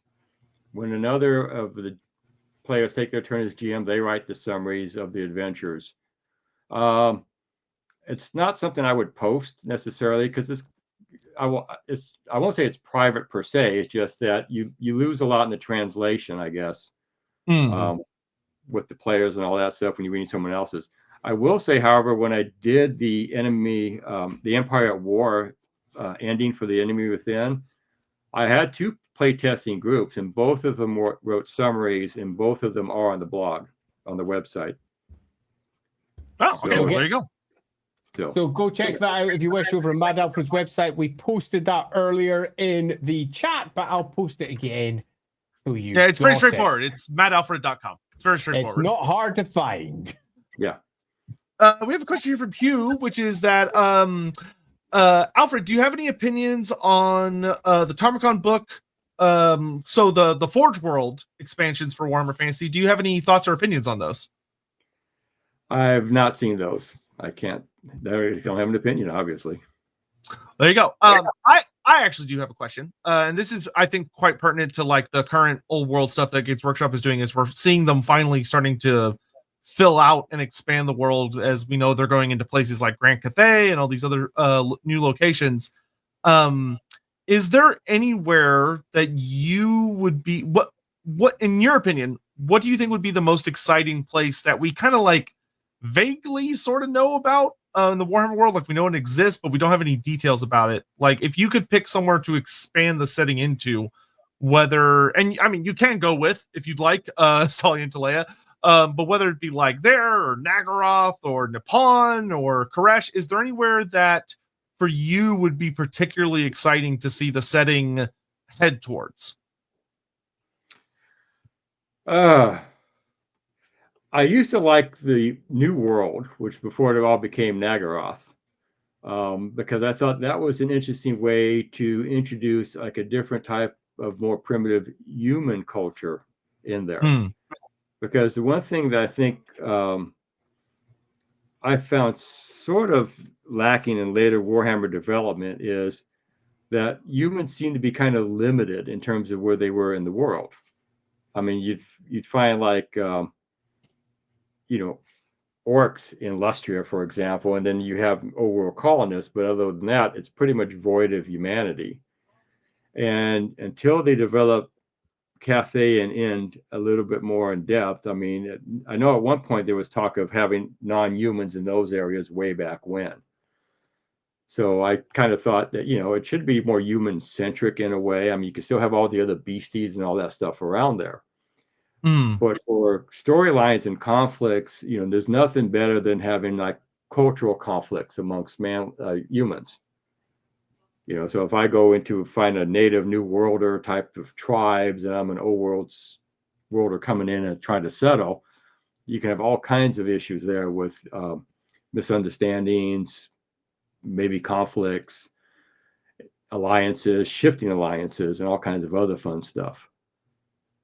But I'm not sure if that's where GW wants to go with that kind of thing.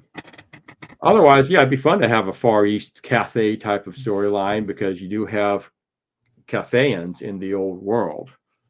It'd be nice to kind of connect back to that in some fashion as an old worlder, a Marco Polo type.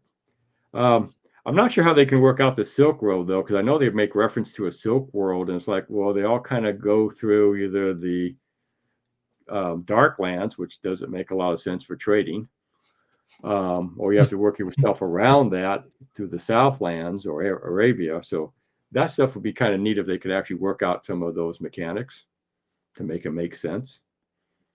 Yeah, it would be I think particularly fun, especially if they could do it as a role play book or something. If they, I think it for the Cathay to like Empire Road, it's the Ivory Road because they're like, well, we can't call it the Silk Road, but the because whatever GW, but I think that could make for a super fun campaign. Would be getting to join a caravan as like a caravan guard or a merchant or something, and having to make that absolutely insane journey through like over the World's Edge Mountains, down across the Southern Darklands, through the Mountains of Morn, the ancient Giant Lands, and into Cathay when you arrive in Shenyang.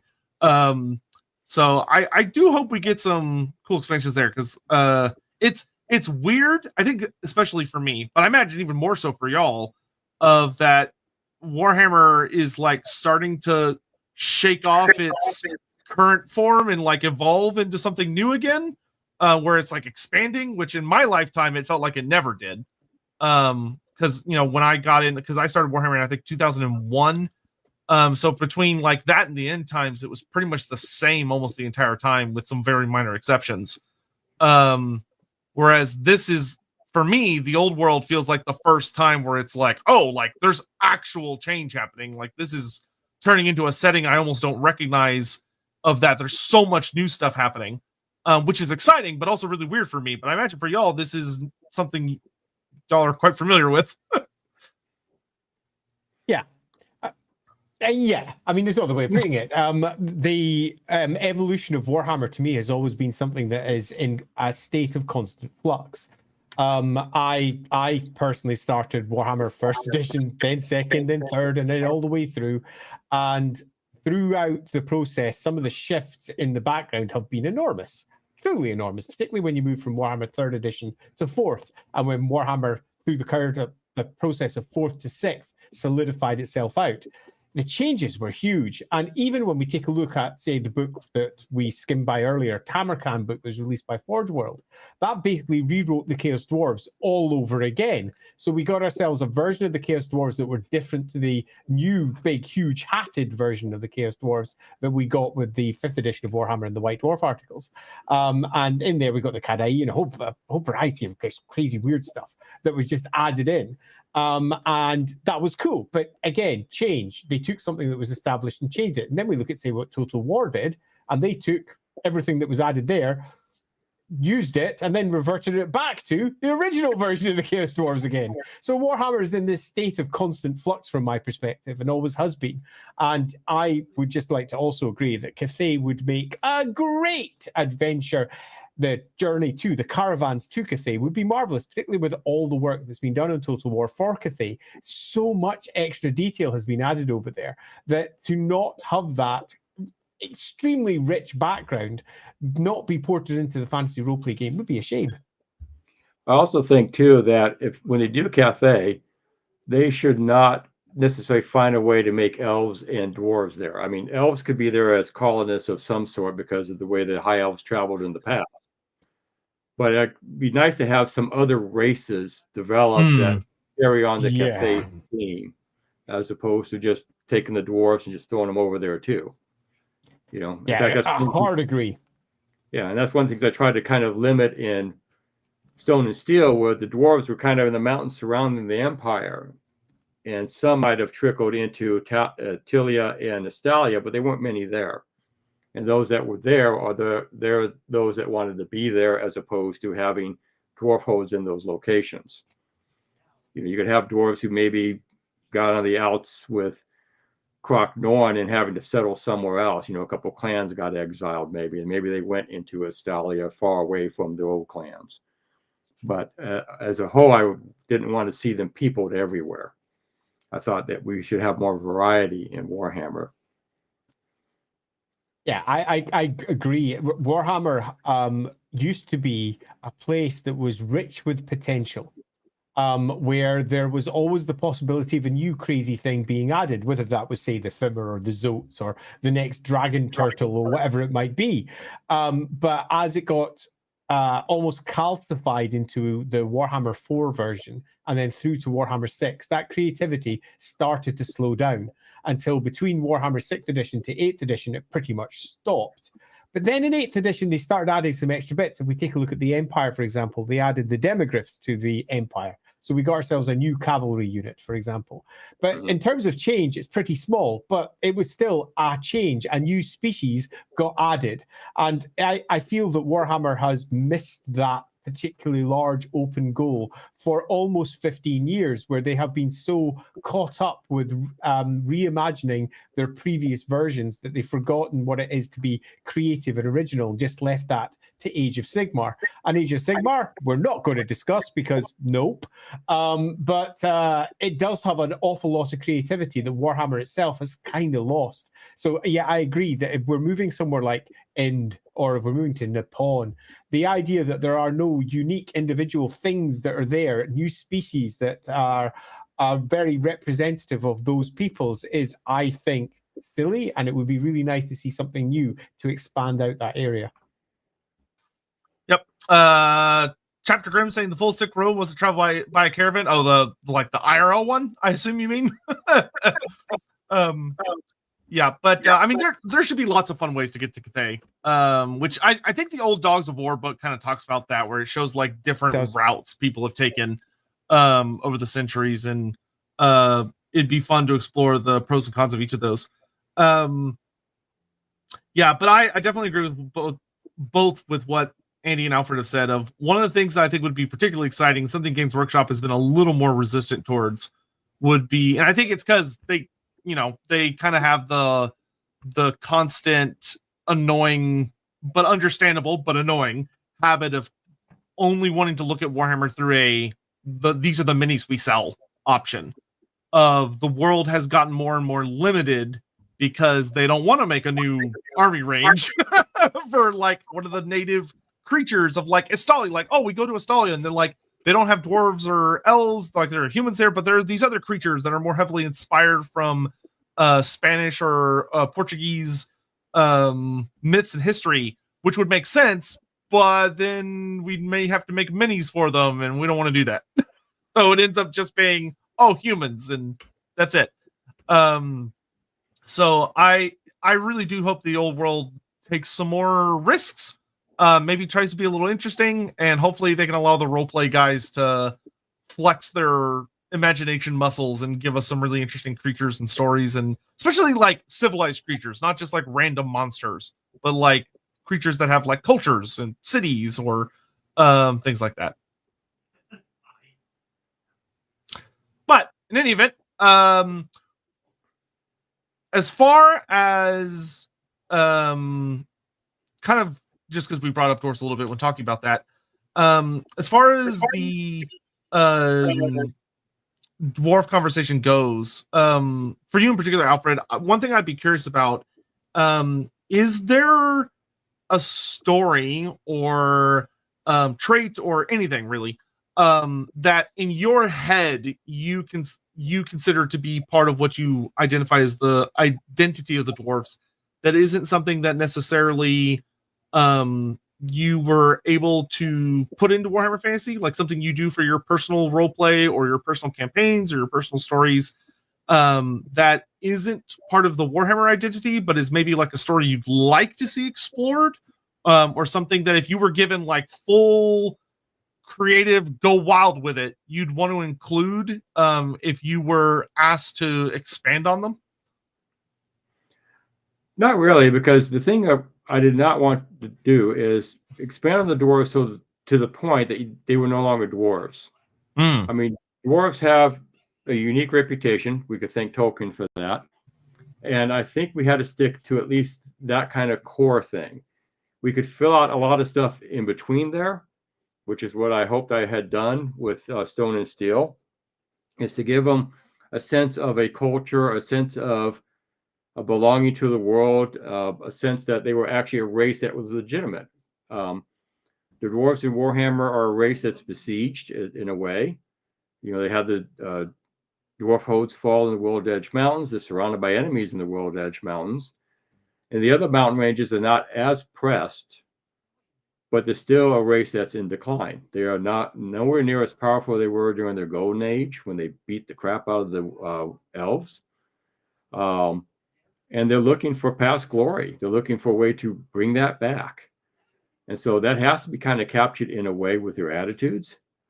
So I think that I pretty much brought in most of everything I wanted about the dwarves into Stone and Steel, and now, you know, pretty much into the player's book of dwarves for Book 7. So there's nothing I could think of that I would want to change or add to it that I hadn't already. So with that in mind, and the fact that you have been to a degree saddled with the dwarfs because you wrote the first book, and regardless of your preferences, the second anyone goes dwarfs, they go, maybe I should talk to Madalfred. Now that you have had however many, let's say months, because saying years and decades experience playing Warhammer just makes us all feel old. So let's say these months of play that you've had and you've been really enjoying different parts of the Warhammer world. Is there a thing that you would personally like to write? Something that just makes you go, yeah, I would really like to get my teeth into that. Because obviously the first place you were dropped onto was the dwarfs. Would you rather have been picked up to write something else entirely different? Yeah, actually, I like to write things that are different. Like I said on my website, I hate to keep plugging that. A lot of places I'm writing is just developing more parts of the old world that aren't necessarily dwarf centric. You know, I wouldn't mind taking a stab at Spain. Like I said, I deferred to that back when, because other people were working on a project on Estalia. Yeah. So I thought, well, I'll just, you know, leave them the space to do it, and I'll just move on to something else. And like I said, currently what I'm doing now is just taking small segments of the empire and just trying to define them further. But yeah, there's a lot of things I'd like to write about. Maybe not elves, but beyond that, yeah, I wouldn't mind tagging on to Border Princess or Tilia or Estalia. At one time, actually, I was looking to do an adventure in Bali with an Austrian friend of mine, and we were going to try to do it in such a way that we weren't going to have Skaven and Chaos, at least Chaos Warrior types, but to have a story. But that never seemed to get off the ground. We started it, and I think we just kind of lost steam with it, and that was some years ago. So classic fan project issues. Yeah. For those of you out there who are considering doing fan projects and have got in contact with others, be aware that when it comes to fan projects, because there's no pressing deadline, no money on the line or anything else, real life often very quickly gets in the way. And it means that keeping those projects together with any sense of real steam behind it can often be very difficult. So it's very common amongst the fan creation area for people to either just be doing it by themselves, because you can rely on yourself and you can go at your own pace, or alternatively, when there is a group, that there is often a falling out, or if the project gets done, or if it doesn't get done, it often dissipates into nothing. It's rare to find complete projects that get through with the original team to the end. It does happen. The Estalia project is one example. The Defenders of the Forest for the Wood Elves, that's another one as well, where they did manage to take it all the way through, but it is tough sometimes to get a fan project all the way through to its end. Yeah, pretty much when I write my fan projects is I'll write the bulk of it, and then if I get input from certain people, I'll give them credit for their contributions. But pretty much it's my project that I'm writing up from the get. Wise. It sure as it gets done. Yeah. So I think to springboard off Andy's question as well. Are there any other like notable races within the Warhammer, or factions, we'll say, within Warhammer that you really love if given the opportunity to take a swing at? So like you've done dwarfs, and there's a lot of Empire stuff as well.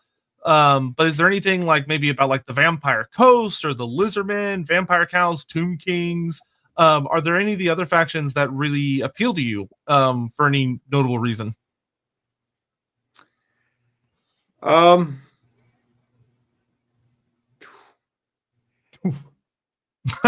don't really. I think most of what I prefer is just to deal with the world as it is, where most players are at, and try and develop further to help GMs.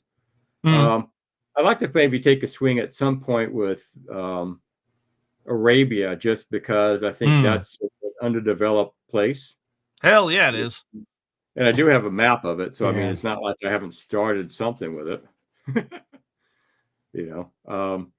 But yeah, I think some of that, because again, if it helps GMs take it to a new place in Warhammer roleplay to explore, that's always a good thing. But right now, because I got a lot of projects I'm working on that are not Warhammer, like home. That's kind of taking up some of my time up. So, it's what I can get to when I can get to it, I suppose. And at some point, I would actually like to stop writing and get back to painting my miniatures, because I've got thousands of miniatures that have yet to be assembled and painted. And a lot of them are from the days of lead. That's how old my miniatures are. Yeah, me too. I was mentioning just the other day, because I was looking through some of the old stuff, because I've got a lot in storage, which is embarrassing. It's just sitting in a container somewhere miles from the house. But I did find the other day an entire undead army in lead that I bought back when I was staff of Games Workshop, and I was like, yep. Yeah, well, that's an army that's never been those painted. are valuable collectibles now. Well, they are. I mean, I could probably sell it for hundreds online, but nevertheless, I'm not doing that. Well, I still have a couple of boxes of Bugman's Dwarf Rangers, I think. Oh, and yes. Our Dragon Company that's still around. Yeah, y'all are going to have museums that are going to start contacting y'all soon. Well, I've already told my family that if I croak, sell the stuff, because it's worth money. Yeah, totally. 100%. I remember when we did at the local Games Workshop, we did like a big history of Games Workshop day.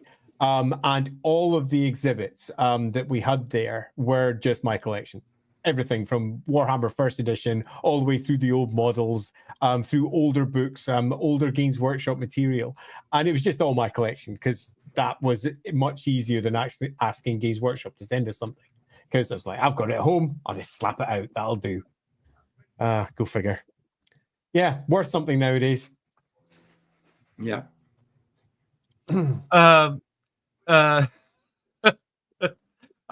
I genuinely fear the day when there's going to some passionate person is going to open a Warhammer miniatures museum and walking in and seeing like mini kits unassembled that you're like, I remember when that came out.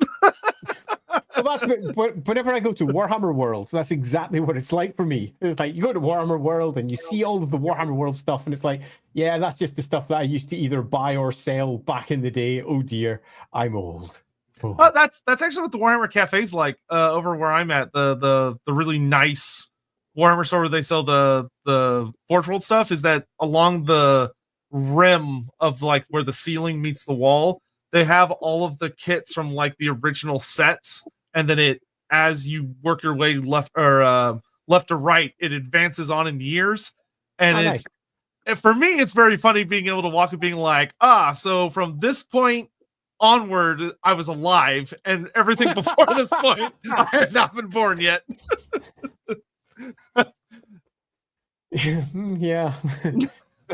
Sadly, I think both of us on this side of the not Sotek side have been alive for long enough to probably go all the way back through every single last one of those kits and say, yep, we were there.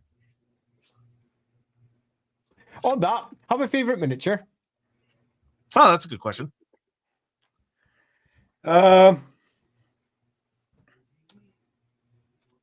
Probably the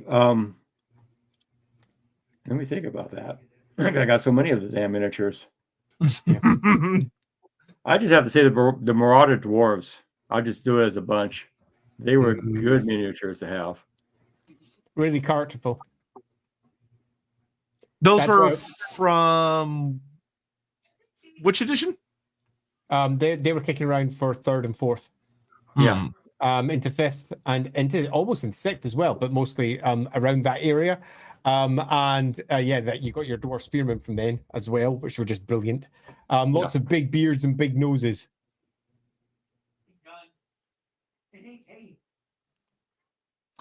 I think from there, I mean, I don't think I've got any more questions for once. Are we done? Well, I'm going to take a quick bathroom break, if I may. All right, you run off while we do our quick summary then. Yeah, I think we can do that. Yeah, it sounds good. You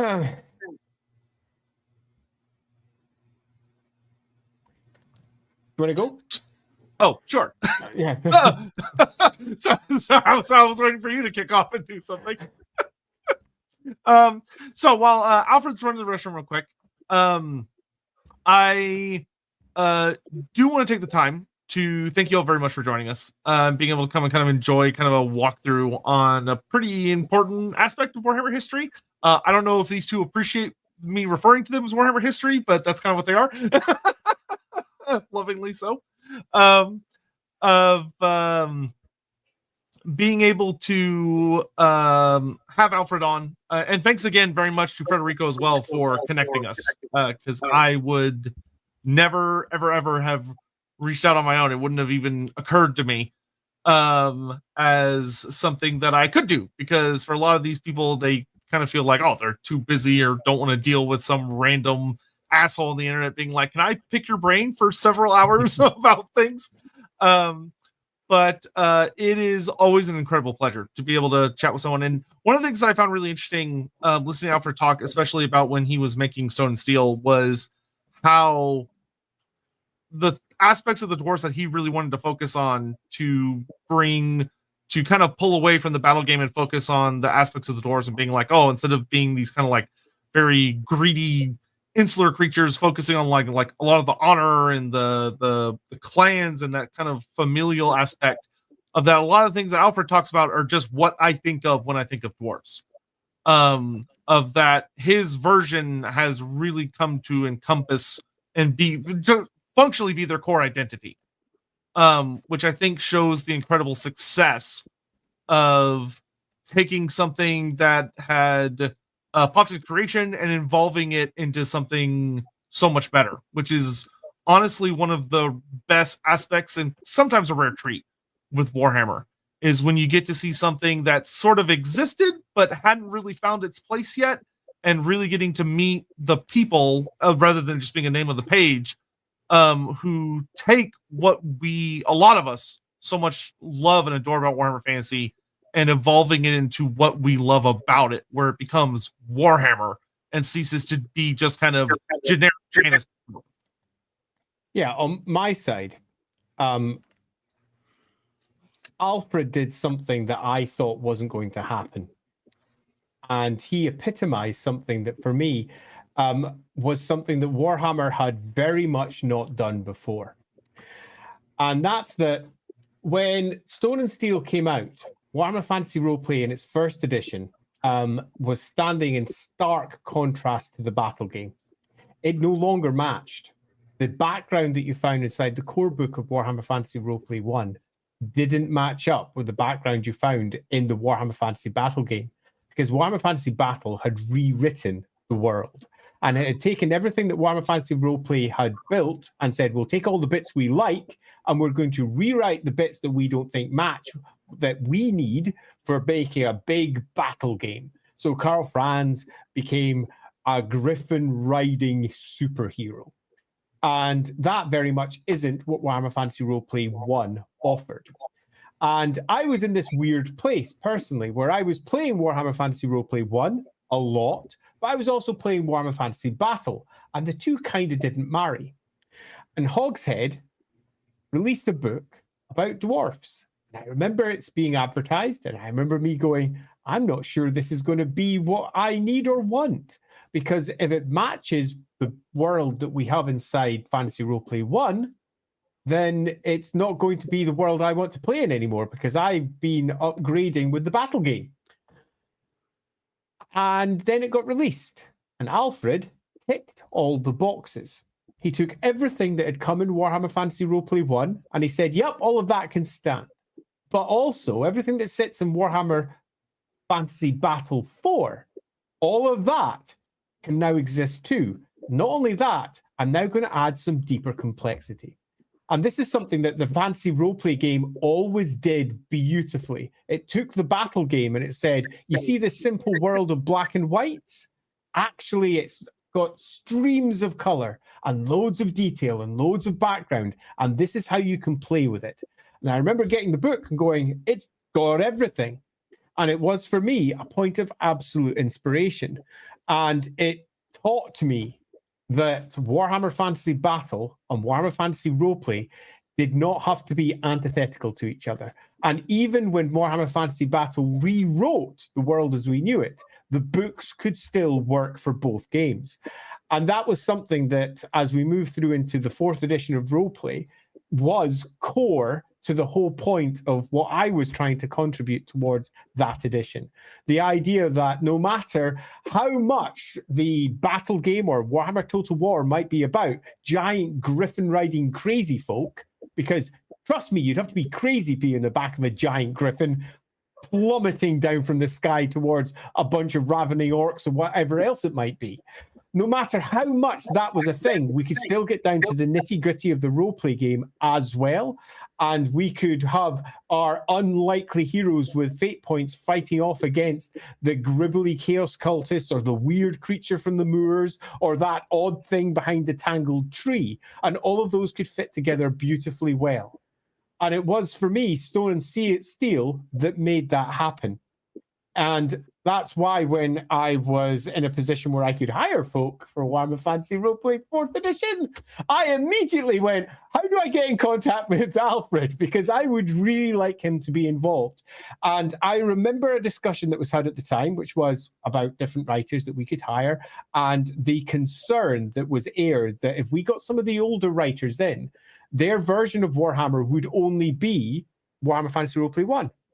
Because it's what they knew. And in Alfred's case, and through the course of this stream, I think it's fair to say it's clearly the edition that he loves, and it's an edition I love also.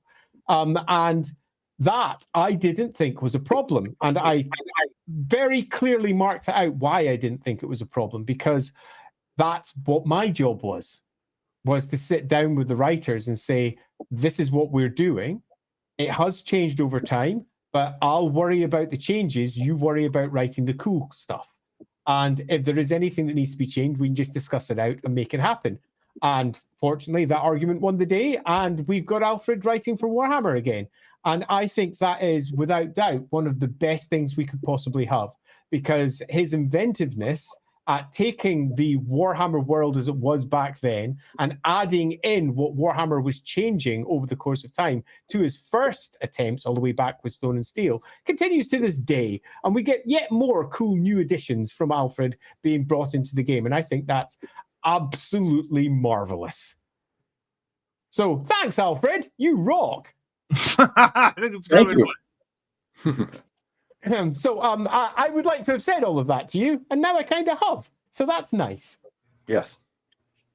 We have a last little thing sneak in here from Ricky Chapman, who says, over the course of the stream, been speaking with his folk.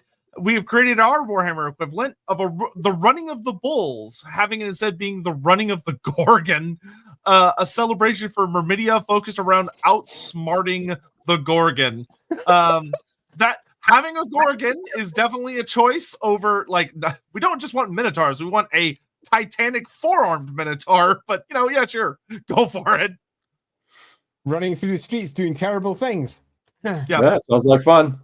It certainly does. And it also sounds quite Warhammer, because, you know, Warhammer does tend to dial things up to 11 rather than just happily sit at the 10 mark sometimes. Yep.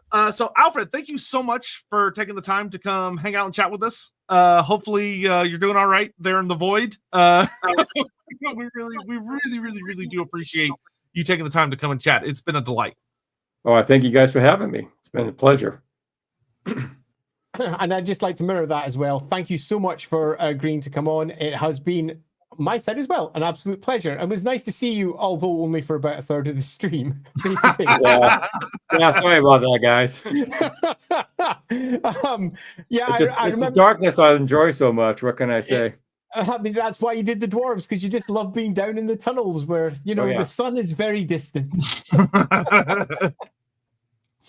So yeah, thanks. It's been awesome. All right, and with that, that's us done for today.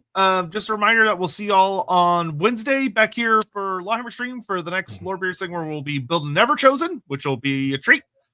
And we'll see y'all when we see y'all. Thanks for watching. Take care. Bye, guys. Bye-bye.